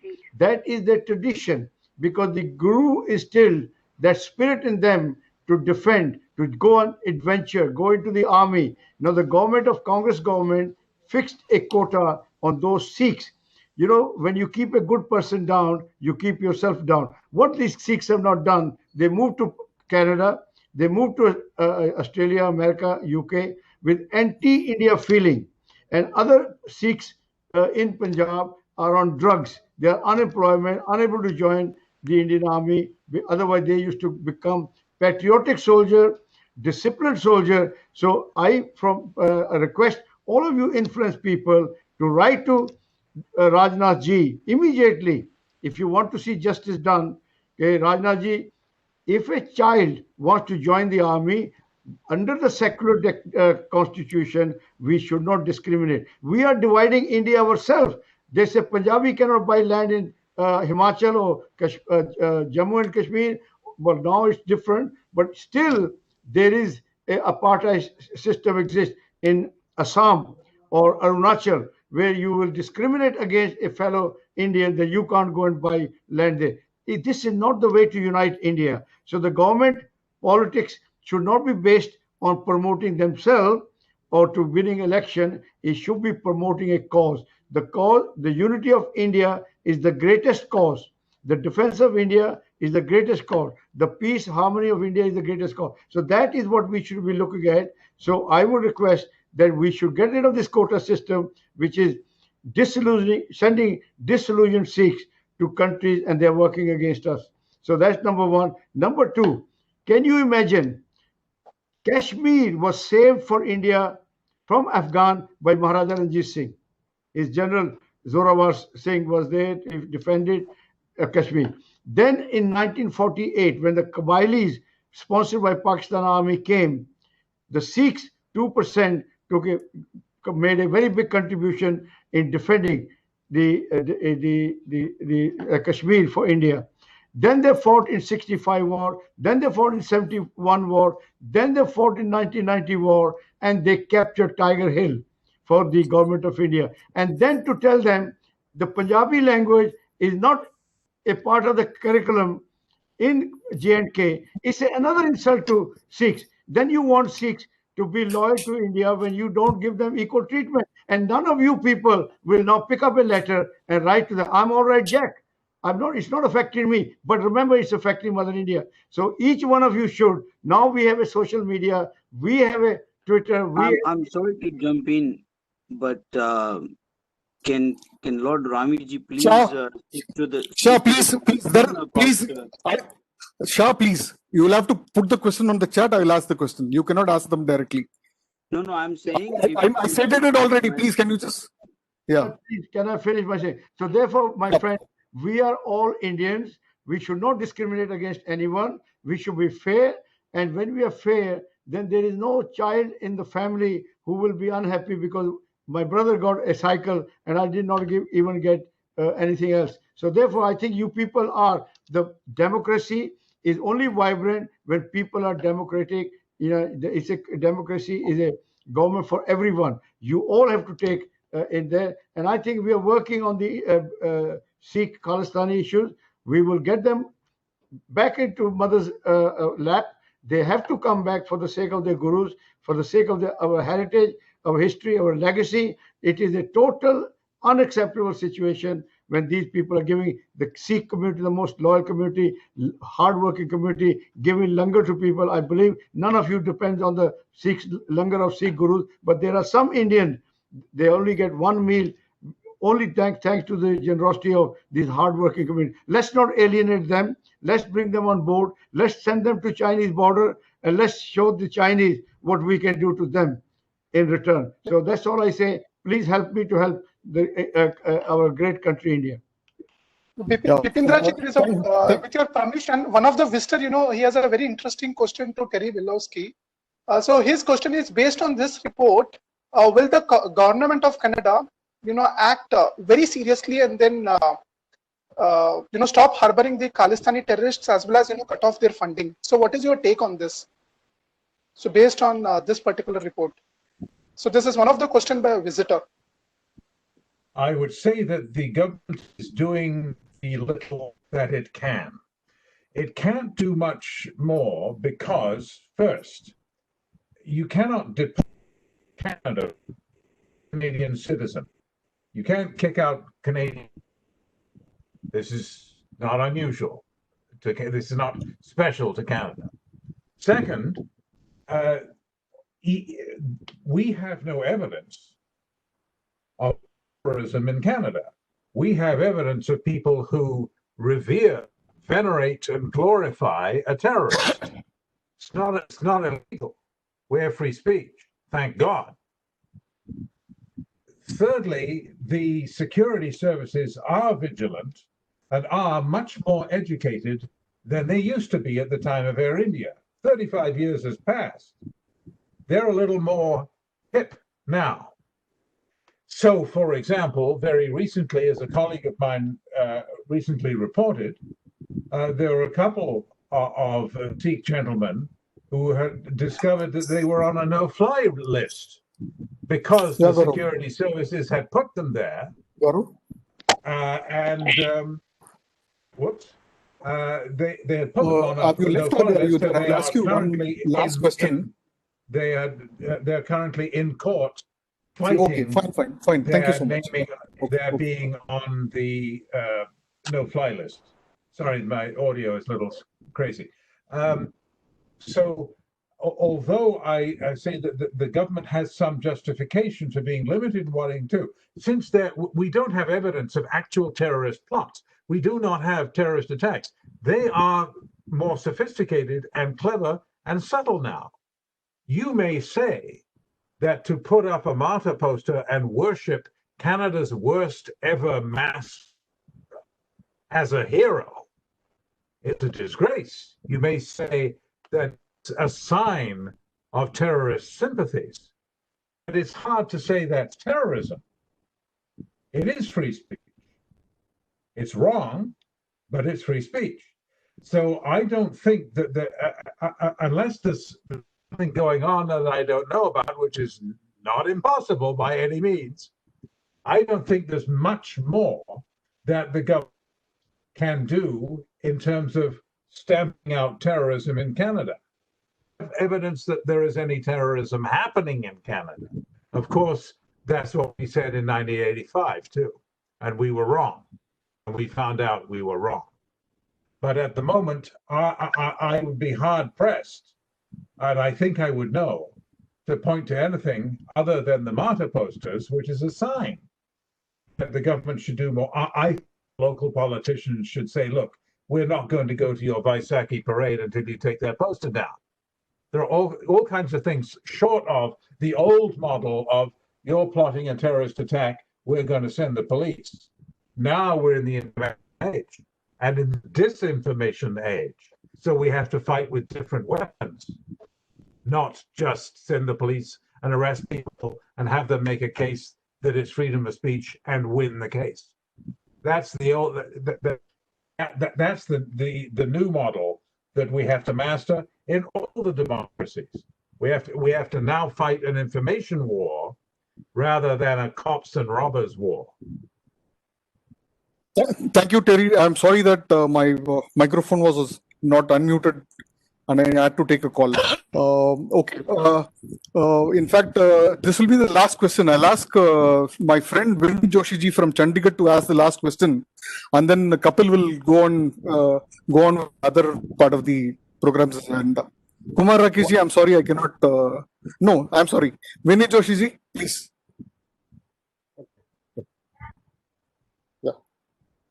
Please mute yourself so that others are not disturbed. Vinny ji, are you there?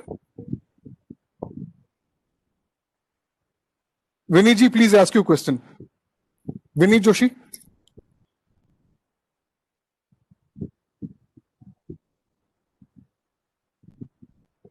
Vinny ji, are you there? Okay, in that case, I'll ask his question. He had already mentioned it to me. Terry, probably you will be able to answer this question well, and Lord Ranger, if he's also can answer this, two of you can answer this question. There is this campaign that is going on for for holding a vote on Khalistan by Pannu, the Sikh for Justice movement. Could you suggest some ways of countering this campaign that is being carried on by these people? Yes, and you'll wish you had not asked. There is one thing. I've said repeatedly that in other forums that the Khalistanis may have shot themselves in the foot with this referendum because they may find out that their claim to speak for the Sikhs is nonsense. They have made that claim for decades, that if you disrespect the Khalistanis, they say, you are against the Sikhs, as though they represent all the Sikhs.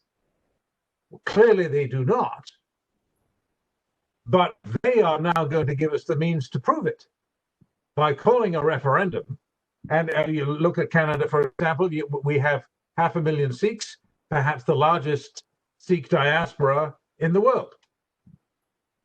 Let's say get 100,000 Sikhs to come out and vote yes for this referendum.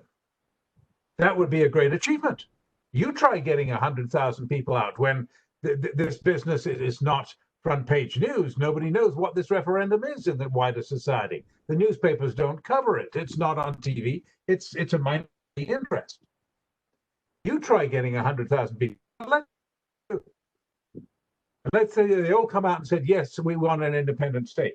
That leaves 80% of Canada's Sikhs who are not interested, to say nothing of the 90% of Sikhs who live in India.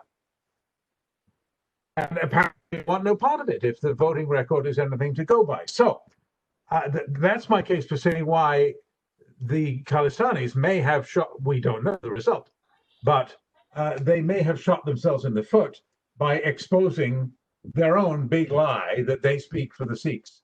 But you asked me what else can be done.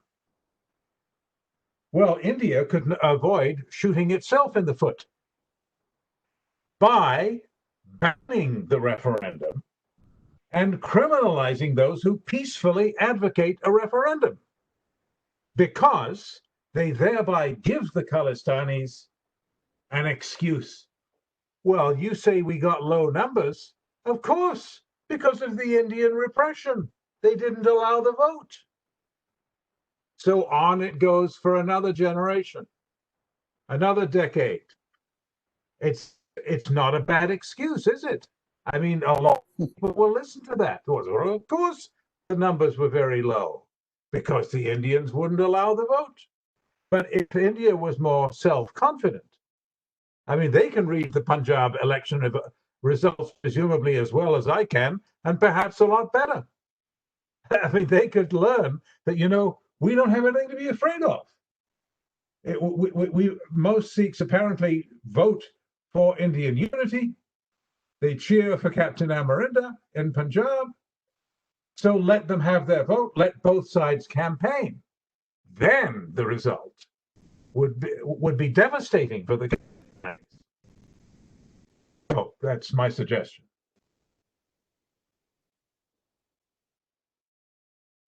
I would like to echo what Terry has just said. It makes a lot of sense that we are not afraid of these referendum by a handful of people, unelected, unrepresentative, self-appointed.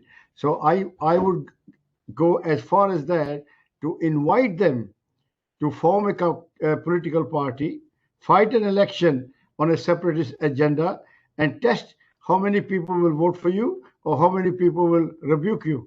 So I think we should not be afraid. Indian democracy is a very robust and a very big family. One or two children will misbehave.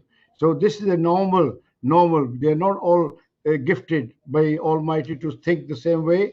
And in any case, we should expect a little bit of dissent that we can't please. The government of India can't please everybody because everybody wants to have something extra. So therefore, we should not be afraid of these idiots who want to display their own ignorance of the history, heritage, and the philosophy of our gurus was to unite, not divide humanity. And they are trying to divide us from India. What is going to happen with all the Sikhs who settled outside India? Are they going to be allowed back into Punjab? What will happen to all the gurdwaras, which are historical gurdwaras, which are outside Punjab? What will happen to them? What will happen to the Sikh farmers who are cultivating in Rajasthan, Haryana, Gujarat, Tamil Nadu, wherever? What will happen to them? What will happen to Sikh businessmen? How will they then be treated by their non-Sikh fellows, Hindus, in business while they go to do business with them? So they have to answer all these questions. How will you expect to have two bites of the cherry? You have your Khalistan, then you also allow Sikhs to join the Indian Armed Forces or the Navy or the Air Force. You also allow Sikhs to be in the central government. It's a wishful thinking. These people haven't done their sums right. How will you control Pakistan from flooding Punjab with narcotics across the border? It is the government of India's resources which are stopping narcotics coming into Punjab. They'll Sardar left, they'll all be druggy because Pakistan will bring truckload every day. You won't have the capacity to stop them. So there are so many ramifications they have not considered. How many people will visit your gurdwaras? How will the income of gurdwara will plummet? How much Sikh Guru gave you a faith based on interfaith teaching to unite humanity. They took the teaching of Hindus, the Muslims, to eliminate conflict. You are creating a conflict. Are you representing yourself or the philosophy of the Sikh Gurus? So I think these guys are totally misinformed, misled. They have their own agenda sponsored by, as we now know, thanks to Terry, by Pakistan, because Pakistan is a country based on religion. It has to, if there is no Kashmir, they have to find one in order to create external threat for them to unite artificially. This country has no justification historically, politically, or whatever. But okay, we have accepted. We exchange high commissioner with each other. We accept it. But we do not accept that your country was created only to create terrorism or to interfere with the Indian internal politics. You grow up and look after a country which you created with the death of million innocent people, with the by making over 10 million people refugee in their own country. Yes, hardship you created, including my father was assassinated. I came from Pakistan to India penniless, and I made my. I never used religion to surge ahead. And how far can you go? Pakistan has used religion. Bangladesh is gone. There's an internal dissent with Balochistan. You cannot suppress people. If you want people to be wholesome citizens of the world, contributing like the Indians are, then you cannot oppress or suppress them, either like China with the state communist party or religion like Pakistan.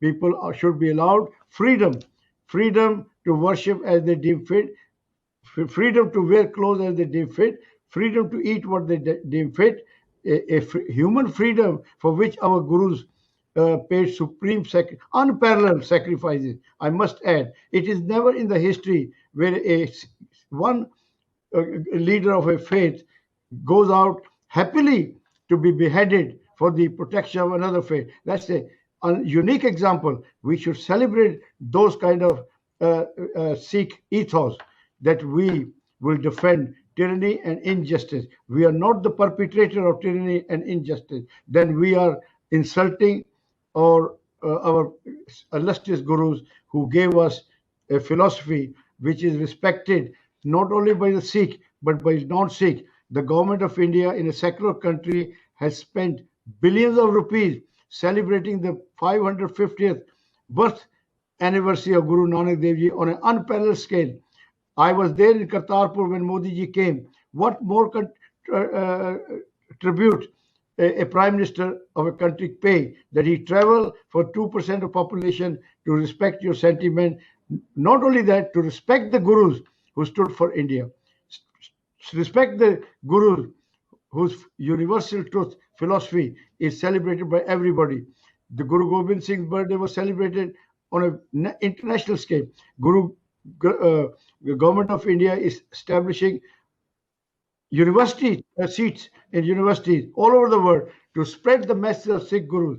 We don't want to spread the message of Khalistani. I'm sorry, I'm ashamed of them. They should know and read their history. They need to go back to basic and apologize to your gurus and to your community for the embarrassment and the insult. We can't be copying people. If government of India attack Golden Temple, we are not there to do the same thing. We are there to fight logic and justice. We have no animosity with the India. We can have a difference of opinion with government of India. They can come and go, but the mother India does nothing wrong. She is our mother. She gives us shelter, everything, and we must never ever fight against Mother India. I don't care if they fight against Congress government or BJP government. That is their democratic right. But to fight against the unity, integrity of Mother India, to divide further, we already been divided, and the consequences of 1947 are still with us. Still, death and destruction we face on a daily basis. I was so touched by the picture of soldiers who were attacked in Uri. Today I was on the Twitter. Innocent lives have been wasted. Productive lives have been wasted. Families have lost their father, their brothers, their sons. It must stop. This cycle of violence must stop, and stop now. Thank you. Bipindra ji, with your permission, can I formally, conclude the Q&A session and move on to the next?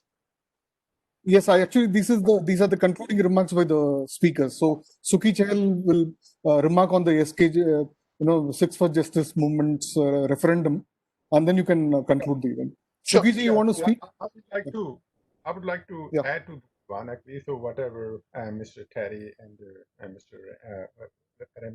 Ranjan said. Whenever we are talking about the Khalistan, I think even within India, you can talk about the Khalistan. Mr. Simranjit Singh Man of Akali Dal, Man Group, and he's talking about the Khalistan peacefully, right? And so there's no issue actually. So as long as within the Constitution of India, you can talk about the Khalistan. And the same Simranjit Singh Man, and he won more than 500,000 margin when he won the MP election first time. That was the kind of support, that was the kind of the respect people gave it to him. After that, he pick up the agenda of the Khalistan. Can you imagine, at least he could not even save his deposit? That's what happened actually, because when you take these radicals agenda, there's no buyer for that one within Punjab and within the moderate community abroad. These people are very small people, and basically the referendum 2020, this is nothing more than a dukandari for some people. And let me repeat it, nothing more than dukandari. And this dukandari, and this is a business for some people, and they are trying to exploit the sentiments, whatever happened in past. Sikhs for Justice was formed based upon that 1984 Sikh killing, we call Sikh genocide. He came up with the idea that, oh, okay, so I'm an attorney. Mr. Pannu said, I'm gonna help, I'm gonna fight for these people, 1984, victim of the 1984 people. And so that's why every Sikh abroad, they said, yeah, this is the right thing to do. You are attorney, you should do that at least. So that's why he gained the support. Once these people, they gain the support, then they twist it. That's where they exploit the emotions, and especially the emotion of the youth. And that's where the problem is. And so otherwise, I don't think so even anybody can ask for the Khalistan. Good thing is at least so they should go. We always say they should go. Not only they should take their family, their own care, go back to Punjab, fight an election within the framework of the constitution, and then they will realize how many votes are they getting. That's as simple, actually, instead of just like creating all the nonsense outside. Thank you. Thank you very much, Sukhi, for that. My friend Vinny Joshi, who but could not because of technical reason, says that people like him who's working on the ground in Punjab, they got a boost against this Pannu's movement for referendum through the support that Lord Ranger and Sukhi Chehal took up against this referendum, and then Terry's report has added to the power and the added strength to the movement on the ground of these nationalists in India. So he wants to thank all. Kapil, you may. Thank you.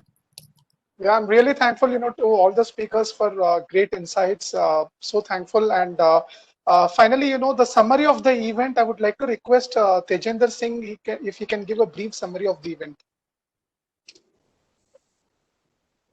Tajinder Singh, you're there? Can you hear me? Yes, yeah, we can hear you. Yeah, okay. Yeah, the overall, like as I was listening, there was a lot of good, introductions. And Terry, congratulations on this. Actually, my managing editor, Poonam Sharma, who's a Canadian, has told about your attending these legal briefings after the bomb attack, and you were religiously present there every day, and your insight was really the map of, like, there was so much. I don't want to repeat everything. And Lord, as good, he went back into the history of Sikhs and how these Khalistanis are. And then Sukhi Chehal is omnipresent on Twitter all the time, and Major with his booming voice called for I think annihilation of Pakistan in a way. Without mincing words, he was just amazing. I'll just like to add one thing, which is a lot of research thing has been done here. I like the way it was said that let them have Terry said, let them have the referendum, let them have, and that's a very democratic process. The Sikhs for Justice was floated and as a non-profit organization, and they filed it with the US government IRS, the tax, but then it lapsed because they did not file the proper tax papers, and it lapsed, but they are still continuing Sikhs for Justice. Now they have floated Sikhs for Justice International last year, and they have not yet again posted the tax, so that is still going on. And they have taken a room office in the National Press Building, prestigious National Press Building, and they hosted a press conference there, after which I interviewed Gurpatwant Singh Pannu, I call him the poster boy of Sikhs for Justice. And so he explained in that interview that Sikhs for Justice International was floated for the 2020 referendum. It's an interview on YouTube, which if you are in India, you cannot watch it because the government of India has banned it in India. But the point that I'm trying to stress here is that Sikhs for Justice is just full of money, which is, there is another source that is coming, and that is this illegal migrants which are coming. They are being told, okay, you land in US and then we will take care of you.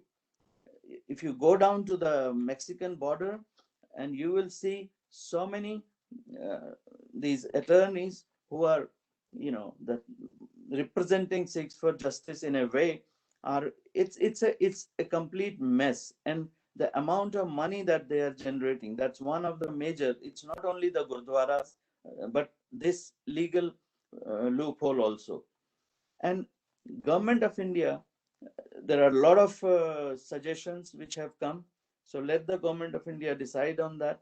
But overall, this has been a very, very constructive way to look at it. But Sikhs for Justice is not what is being projected. And why the Government of India doesn't ask Facebook to, do something about, because they have only one platform, that is Facebook. Sukhi has, taken over the Twitter, so they are not very much on Twitter countering him, but on Facebook. And actually, I'll just finish with one. I had asked a question when we had the briefings, the White House briefings, State Department briefings going on. At the State Department briefing, I had asked a question about this referendum and about Pannu and Sikhs for Justice.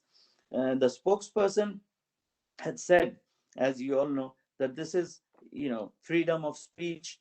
And what the Sikhs for Justice did, they took out the clip where they say and posted it on Facebook, saying that, see, the government of USA is giving us, freedom of speech. So, and I will suggest that we should do more of these for the awareness. And also, Sukhi said one point about the Government of India has done, the BJP government has done a lot since the 84, about the 84 riots and all, but that has not filtered down to the Sikh communities here. And there are Gurdwaras here where, even in Maryland, where they have these pictures of terrorists right next to the gurus. So, which is, something to be taken care of. And let the Government of India be more aggressive. With that note, I'll thank and thank you for the opportunity. Thank you so much, Tajinder Singh ji, for great insights. If I can quickly sum up today's entire presentation in a sentence, then I would say that based on the Terry Milowski's report and based on the insights by Sukhi Chehal and Lord Rami Ranger, and as rightly pointed by Major Gaurav Arya, being extremely aggressive is the only way forward, for the government of India. Thank you. Thanks a lot. Now I would like to, request Abhishek Ranjan to propose the vote of thanks. Thank you, Kapil ji.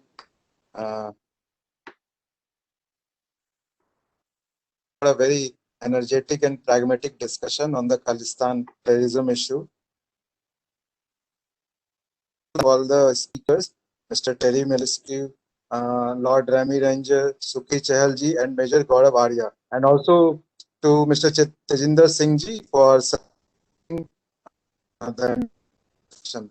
And I also to Law and Society Alliance, and Defense Capital for the entire discussion. And also thankful to Bipinder ji and Vaidyanathan ji for the discussion.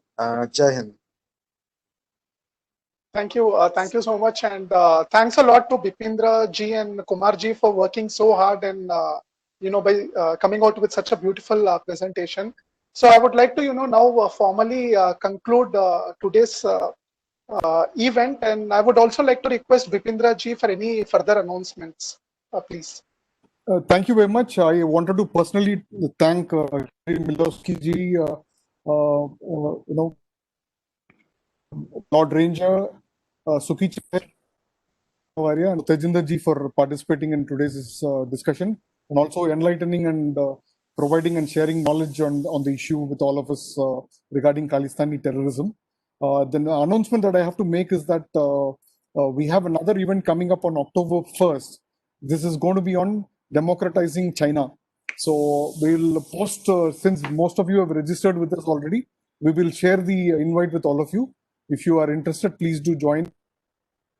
From knowledge from more prominent, other prominent speakers who will be participating in this, and it will be more knowledgeable, as far as China and democratizing it is concerned.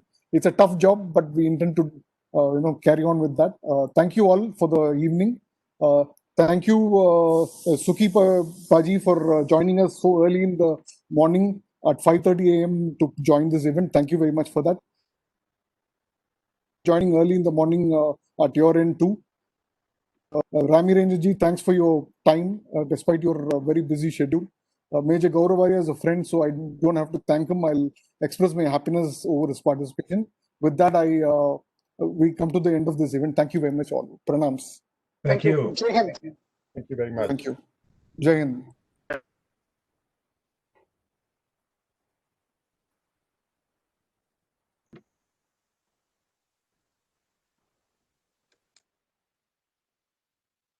Kapil, stay back. Don't go away.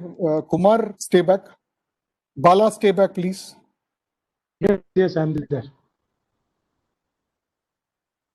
If you're okay, I think he's left. Okay, just the four of us can stay back. All others are can go and enjoy their day.